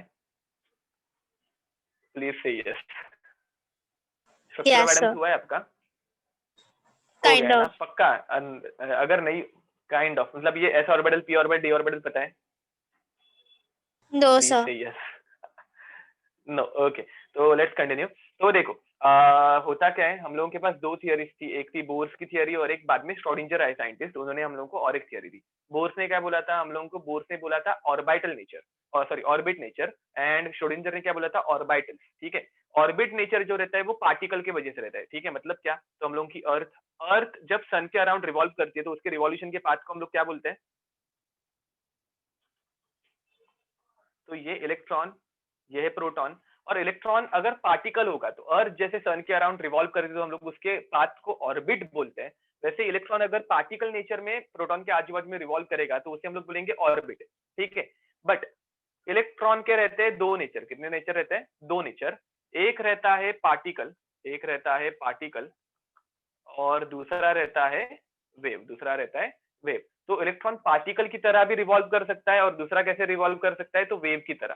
ठीक है, अब मैं आपको जरा फास्ट ही बताने वाला हूँ। देखो, अभी आप ही इमेजिन करो, आप एक बड़े से तालाब के सामने गए, ठीक है, एक बड़े से पॉन्ड की तरफ गए, और आपने उसके अंदर एक स्टोन ड्रॉप कर दिया। क्या ड्रॉप कर दिया? स्टोन। तो स्टोन यहाँ पे गिरा, तो उसकी वजह से क्या जनरेट होंगी? रिपल्स जनरेट होंगी, मतलब वेव्स जनरेट होंगी। करेक्ट और रॉन्ग? Yes, sir. तो देखो, ये जनरेट होने स्टार्ट हो गई वेव। क्या जनरेट स्टार्ट होने लग गई? वेव। ठीक है, अब मुझे बताओ ये वेव का शेप क्या है? Circular. ठीक है, बट ये 2 डायमेंशनल था। देखो, पॉन्ड जो है उसकी लेयर जो है वो एक प्लेनार लेयर है, 2 डायमेंशनल लेयर है, बट हम लोग का एटम जो है वो एक 3 डायमेंशनल बॉडी है। तो 3 डायमेंशन में अगर मैं सर्कल को इमेजिन करूंगा तो वो कैसे दिखेगा मुझे? Like a spear. स्फीयर। तो श्रोडिंगर ने वही बोला कि एटम जो है वो एग्जिस्ट करता है वेव मोशन में या फिर वेव नेचर में, और वेव नेचर में जब हम लोग उसकी वेव को इमेजिन करेंगे तो 3 डायमेंशन में वो वेव दिखेगी स्पेरिकल। कैसे दिखेगी? स्पेरिकल। और उसे उसने कौन सा नाम दे दिया? S orbital. गेटिंग इट और नॉट? Yes, sir. अब उसके बाद उन्होंने बोला कि दूसरी भी एक वेव आ सकती है। समझ लो, मैंने पॉन्ड के बीचों बीच एक लगा दी रस्सी, ठीक है, और इस रस्सी के मिड में मैंने स्टोन ड्रॉप कर दिया। अब रस्सी के ऊपर वेव्स आ पाएंगे क्या? No, sir. तो रस्सी कैसे आजू बाजू में आएंगी कि नहीं? Yes. तो ये हमारे 2 डायमेंशनल बॉडी में आ रहा है, ठीक है। 3 डायमेंशनल बॉडी में कैसे होगा? ऐसे वेव ऊपर से स्टार्ट होगी बाहर आना, और ऊपर से क्लोज हो जाएगी। देखो, इमेजिन करो, वैसे ही नीचे से भी सेम होगा, ऐसे स्टार्ट होगी और बाद में नीचे की तरफ क्लोज हो जाएंगी। तो ये हम लोगों के जिम के डंबल जैसा दिख रहा है। जिम में ऐसे डंबल्स यूज करते हैं हम लोग, ठीक है। तो दूसरी जो वेव आई वो ऐसे आई, जिसे हम लोग बोलते हैं डंबल। क्या बोलेंगे? डंबल, ठीक है। एंड डंबल को हम लोगों ने क्या नाम दिया? डंबल को हम लोगों ने नाम दिया पी ऑर्बिटल, ठीक है। तो ये हो गया पी ऑर्बिटल। एंड अभी तीसरी वेव में आप ही मुझे सजेस्ट करो कि ये ऊपर जो मैंने शेप बनाया है उसके लिए मुझे क्या करना पड़ेगा? Divide the square into 4 parts. Perfect, correct, absolutely correct. तो यहाँ पे मैंने अभी 2 रस्सियां लगा दी, और अगेन अगर मैं इधर सेंटर में एक पत्थर ड्रॉप कर दूंगा तो मुझे चारों कंपार्टमेंट्स में एक छोटी छोटी ऐसे वेव्स मिलेंगी, ठीक है। Yes, sir. एंड इसे उन्होंने क्या बोला? अगेन 3 डायमेंशन में विजुअलाइज एंड ऑल। ये हम लोग एटॉमिक स्ट्रक्चर में कवर करेंगे, डोंट वरी अबाउट इट, ठीक है। तो इसके मैं शेप तुम लोगों को 3D में कैसे दिखते हैं एंड ऑल वो भी बता दूंगा, मतलब एक्चुअल में एप्लीकेशन यूज करके। बट अभी के लिए this is called as d orbital. And finally एक आता है एफ ऑर्बिटल, जिसे 3 डायमेंशन में ही देखना पड़ता है, जिसकी वेव भी हम लोगों को 3 डायमेंशन में इमेजिन करनी पड़ेगी। तो ये अभी तो मैं बताने से रहा, बट ये ऐसा कुछ दिखता है। इसमें टोटल कितने लोब्स आते हैं? 8, ठीक है। तो टोटल आते हैं 8 लोब्स, एंड इसे हम लोग बोलते हैं f orbital. It looks like a flower, hence its shape is called as floral, ठीक है। तो ये ऑर्बिटल्स है, एंड इनके नाम, Sir, हाँ, इनके नाम sir, किससे रिजेंबल कर रहे हैं मुझे बताओ। इनके नाम किससे रिजेंबल कर रहे हैं? एस पी डी एफ किससे रिजेंबल कर रहे हैं? Blocks in the periodic table. blocks S in block, the period. P block, D block, F block, ठीक है। तो अगर अच्छे से सुनना, अगर इलेक्ट्रॉन चला गया एस ऑर्बिटल में, इलेक्ट्रॉन कहाँ पे चला गया? एस ऑर्बिटल में, तो मुझे बताओ उसे हम लोग, उस एलिमेंट को हम लोग किस में रखेंगे? तो उसे हम लोग रखेंगे एस ब्लॉक में। समझ में आ रहा है मैं क्या बोल रहा हूँ? अगर लास्ट इलेक्ट्रॉन चला गया एस ऑर्बिटल, मतलब स्फेरिकल शेप में चला गया, तो उसे हम लोग बोलेंगे एस ब्लॉक एलिमेंट। अगर लास्ट एलिमेंट चला गया पी में, मतलब डंबल शेप में चला गया, तो उसे हम लोग क्या बोलेंगे? कौन सा एलिमेंट बोलेंगे? P block element. Block element. अगर लास्ट इलेक्ट्रॉन डी में चला गया तो उसे हम लोग क्या बोलेंगे? E block element. तो एफ ब्लॉक एलिमेंट में लास्ट इलेक्ट्रॉन कौन से ऑर्बिटल में जाना चाहिए? F orbital. तो एफ ऑर्बिटल में अगर लास्ट इलेक्ट्रॉन चला गया तो उसे हम लोग बोलेंगे एफ ब्लॉक एलिमेंट, ठीक है। तो ये थे ऑर्बिट और ऑर्बिटल्स का डिफरेंस। अब अगर तुम लोगों को पीरियोडिक टेबल का कुछ डाउट होगा तो पूछ सकते हो। इसमें कुछ डाउट होगा तो अगेन इस चैप्टर के बारे में हम लोग जब डिस्कशन करेंगे तभी करेंगे। ये मैंने तुम लोगों को एक रफ आइडिया ही दे दी है सिर्फ कि ब्लॉक्स किसके वजह से हम लोग सेपरेट कर पाते, तो ये ऑर्बिटल्स की वजह से हम लोग इनको सेपरेट कर सकते हैं। हाँ, अब कुछ डाउट है? सर ये जो एफ ऑर्बिटल का आपने जो ड्रॉ किया है फूल, वो एक्चुअली उसके जो 4 है वो पेज पे आएंगे और वो हाँ वो हम एक लोग भाई पेज के चैप्टर ऊपर जब आएगा और एक पढ़ेंगे नीचे जाएगा। तब स्टडी करेंगे। जब चैप्टर हम लोग स्टडी करेंगे तब देख लेंगे इनके हर एक प्रॉपर शेप एंड ऑल। अभी मैंने जैसे बनाया वैसे ही ड्रॉ करो, डजेंट मैटर। हम लोग चैप्टर वो नहीं देख रहे हैं ना। ओके तो चलो आगे बढ़े। तो अब यस सर।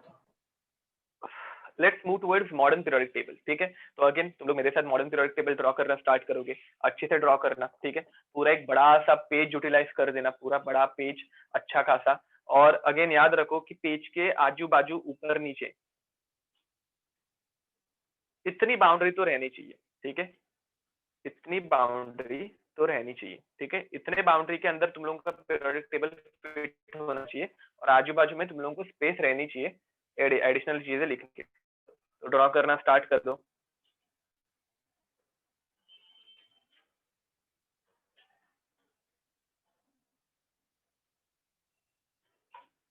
सबसे पहले तुम लोग ड्रॉ करोगे ऐसे 2 कॉलम्स। मेरे साथ ड्रॉ करने की कोशिश करना, ठीक है। रह गया तो बाद में आराम से वीडियो देखते देखते कंप्लीट कर देना। एक जो तुम लोग 2 कॉलम्स ड्रॉ करने वाले हो उनके अंदर तुम लोग ड्रॉ करोगे 6 रोज, 6 रोज, ठीक है। तो 6 रोज ड्रॉ कर लेना।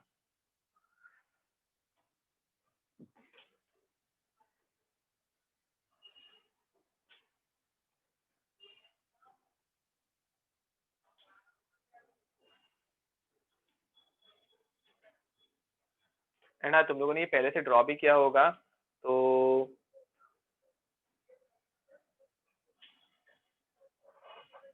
ओके तुम लोग 2 पेजेस भी यूज कर सकते हो, कुछ प्रॉब्लम नहीं है।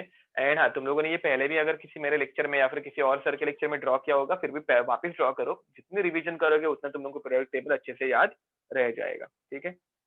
तो उसके बाद तुम लोग एक ऐसे बड़ा सा हॉरिजॉन्टल रो वापस ड्रॉ करोगे, ठीक है।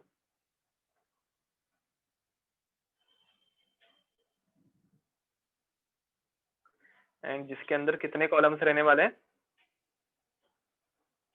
सर बोलो। सर एक बॉक्स में हम लोग पूरा नाम लिखने वाले एलिमेंट का कि सिर्फ उसका सिंबल? सिंबल, सिर्फ सिंबल। तो उसी हिसाब से जगह छोड़नी। हाँ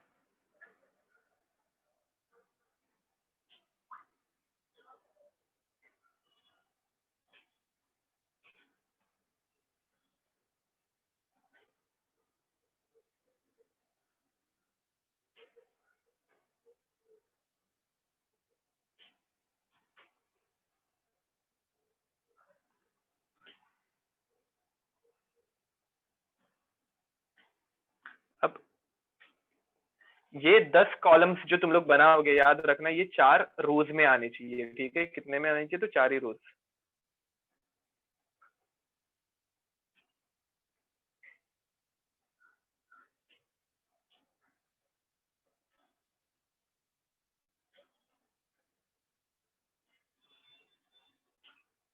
नहीं आज क्लास जल्दी एंड नहीं हो पाएगी, सॉरी।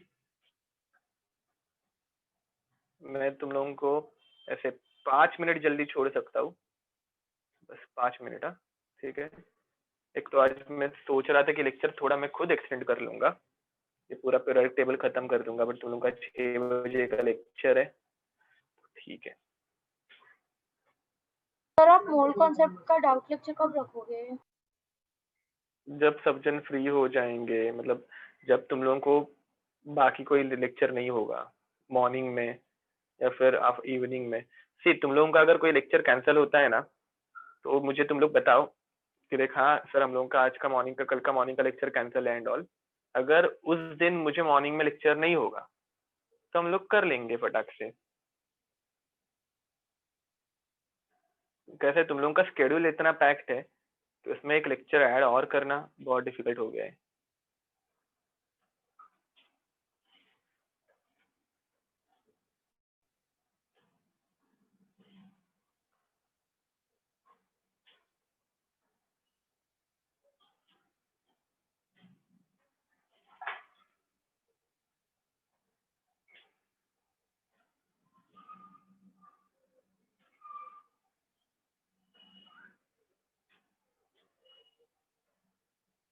अरे नहीं, वो क्या बोलते हैं स्ट्रेट लाइंस एंड ऑल है ना, वो एप्लीकेशन के थ्रू ड्रॉ करने जाऊंगा तो बहुत टाइम हो जाएगा।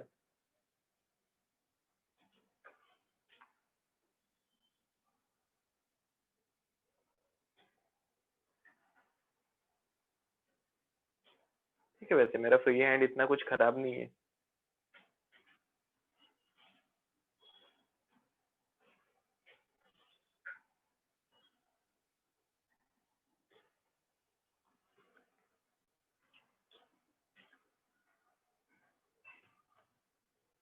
अब अगेन बहुत सी पीरियोडिक टेबल्स में ये जो हाइड्रोजन का बॉक्स है वो कंबाइंड फॉर्म में लिख देते हैं, ठीक है, एंड ग्रुप 1 के साथ उसको ऐड कर देता है, बट मैं नहीं करता, मतलब मुझे अच्छा नहीं लगता, क्योंकि आज तक उसकी पोजीशन जो है वो फिक्स्ड नहीं है। वो क्या है, फिक्स्ड नहीं है, ठीक है।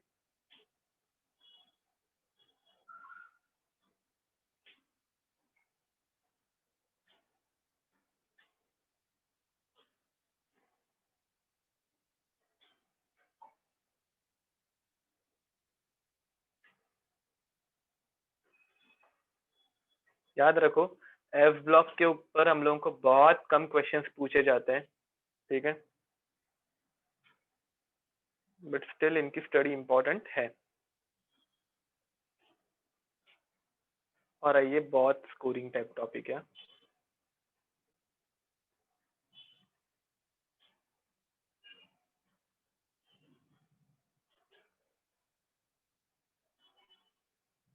सो चलो देखते हैं यहाँ पे ऊपर की तरफ हम लोग इनको नंबर्स देते हैं, तो देखो ये फर्स्ट ग्रुप, सेकेंड ग्रुप, बाद में third, fourth, fifth, sixth, seventh, eighth, ninth, 10th, 11th, 12th, 13th, 14th, 15, 16, 17 and 18, ठीक है। एंड सिमिलरली ये हॉरिजॉन्टल में जो हम लोग लिखते हैं उन्हें भी हम लोग 1, 2, 3, 4, 5, 6, 7 ऐसे ही बोलते हैं। तो मुझे बताओ जो वर्टिकल कॉलम्स है, सीधे कॉलम्स जो है उन्हें हम लोग क्या बोलते हैं? ग्रुप्स। Groups, perfect. तो वर्टिकल कॉलम्स को हम लोग बोलते हैं ग्रुप्स। एंड टोटल कितने ग्रुप्स हैं हम लोगों के पास? 18। एंड हॉरिजॉन्टल में जो रहते हैं उन्हें हम लोग क्या बोलते हैं? Periods. परफेक्ट। तो हॉरिजॉन्टल में हम लोग बोलते हैं पीरियड्स, एंड उनकी प्रॉपर्टीज डिफरेंट रहती है, और इधर टोटल 7 पीरियड्स है, ठीक है। तो ग्रुप्स के वक्त मैंने तुम लोगों को ऊपर भी लिख दिया था, ग्रुप्स हैज सिमिलर प्रॉपर्टीज, ठीक है। इनकी प्रॉपर्टीज क्या रहती है? सिमिलर। उसी बदले पीरियड में क्या रहता है? तो पीरियड में रहता है सेम शेल, ठीक है, सेम शेल नंबर, ठीक है। तो शेल मतलब क्या? तो इसके अंदर कितने शेल्स आने वाले। फॉर एग्जांपल अगर मैं फर्स्ट हाइड्रोजन ले रहा हूँ तो हाइड्रोजन के पास कितने शेल्स रहते हैं? ये तो इतना तो पड़ा है, एक ही शेल रहता है। उसी बदले लिथियम में कितने आ जाएंगे? 2 आ जाएंगे। सोडियम में कितने आ जाएंगे? 3। तो पोटेशियम में कितने आ जाएंगे? 4, ठीक है। तो शेल नंबर जो है वो हम लोगों को बताने का काम कौन करेगा? तो वो हम लोगों को बताने का काम करेगा पीरियड, ठीक है। तो ये 2 पॉइंट्स लिख लो जरा।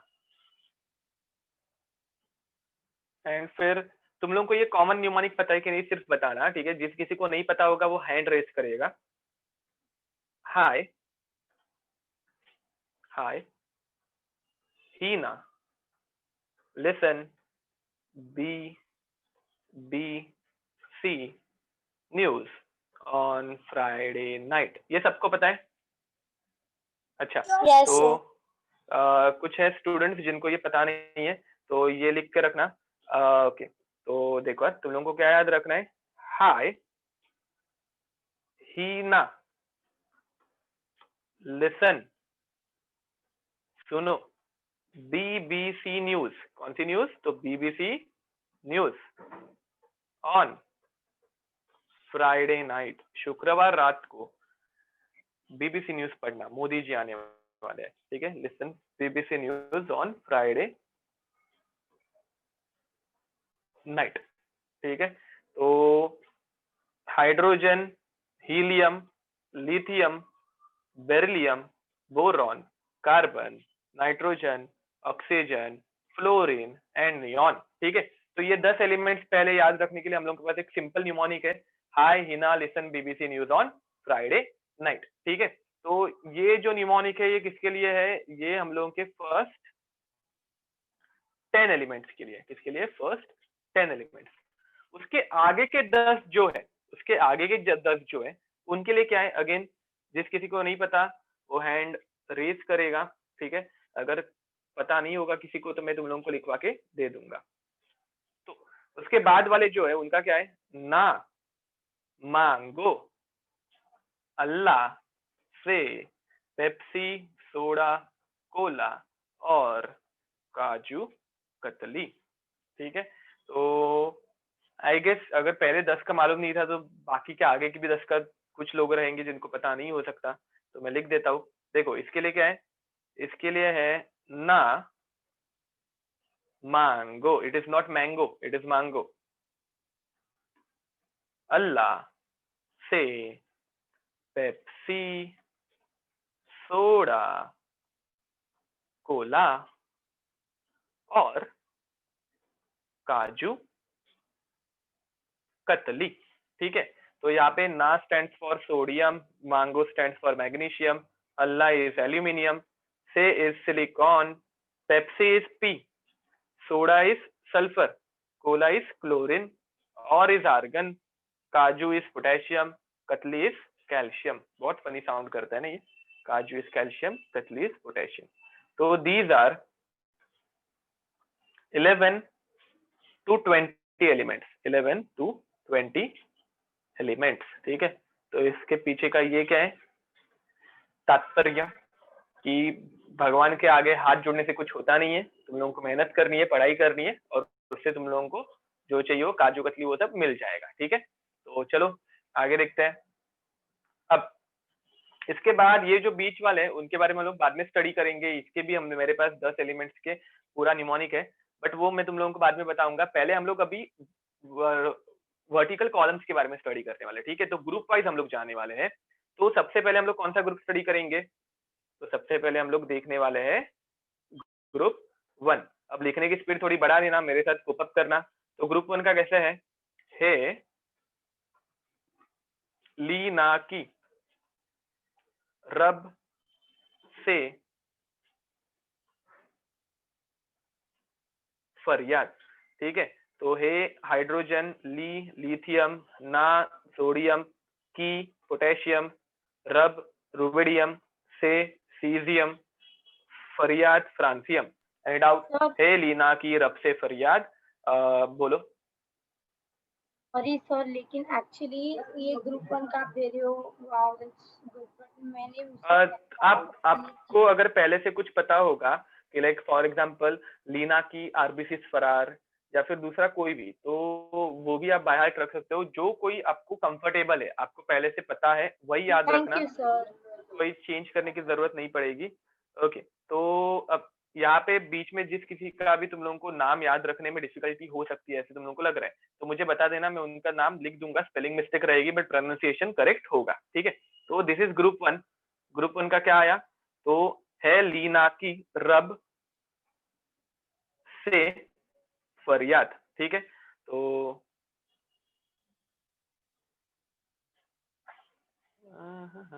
आप वही, मैं आपको जो कोई मेथड कंफर्टेबल है वो आप फॉलो कर सकते हो, सिर्फ आपको पूरा पीरियोडिक टेबल बाय हार्ट रहना चाहिए। ठीक है, तो पूरा का पूरा पीरियोडिक टेबल हम लोग बाय हार्ट करने वाले हैं, सो दैट अगले 2 साल तुम लोगों को कुछ तकलीफ ना हो, और ये बाय हार्ट होना ही चाहिए। ठीक है, तो अब नेक्स्ट ग्रुप 2 के लिए हम लोगों के पास है बेटा मांगे,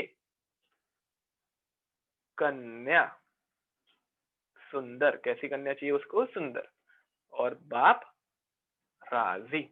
ठीक है, तो बेटे को कन्या चाहिए सुंदर और बाप भी राजी, तो beryllium, magnesium, calcium, strontium, barium and radium.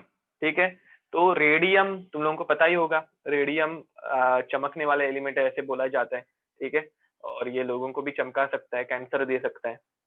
तो लिख लेते हैं, बेटा मांगे कन्या सुंदर, बाप है राजी। ठीक है, तो ये हो गया ग्रुप 2 के लिए। अब ग्रुप 2 के बाद हम लोग डायरेक्ट ग्रुप 13 के ऊपर जंप करने वाले हैं, मतलब पी ब्लॉक एलिमेंट्स की तरफ जाने वाले हैं। ठीक है, तो ग्रुप 13। अब ग्रुप 13 में कैसे होगा, तो ग्रुप 13 के लिए तुम लोगों को याद रखना है बैगेट। क्या याद रखोगे? बैगेट। ठीक है, अब बैगेट मतलब क्या?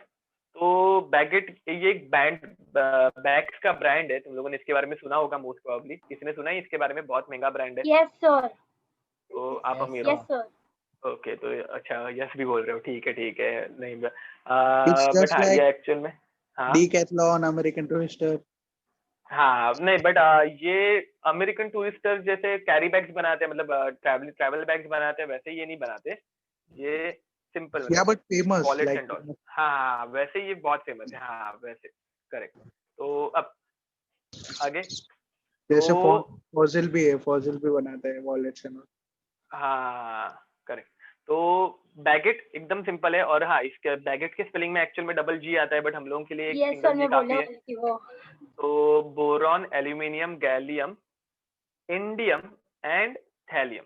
परफेक्ट। ठीक है, तो इसके लिए भी तुम लोगों के पास बहुत अलग अलग ये रह सकते हैं, बैंगन, आलू, गाजर, इंथैला, ये कॉमन है। ठीक है, तो आपके ऊपर है आपको कौन सा याद रख रहे हैं, बट याद होने चाहिए। एंड एक लास्ट में तुम लोगों को ग्रुप 14 लिखा के दे देता हूँ।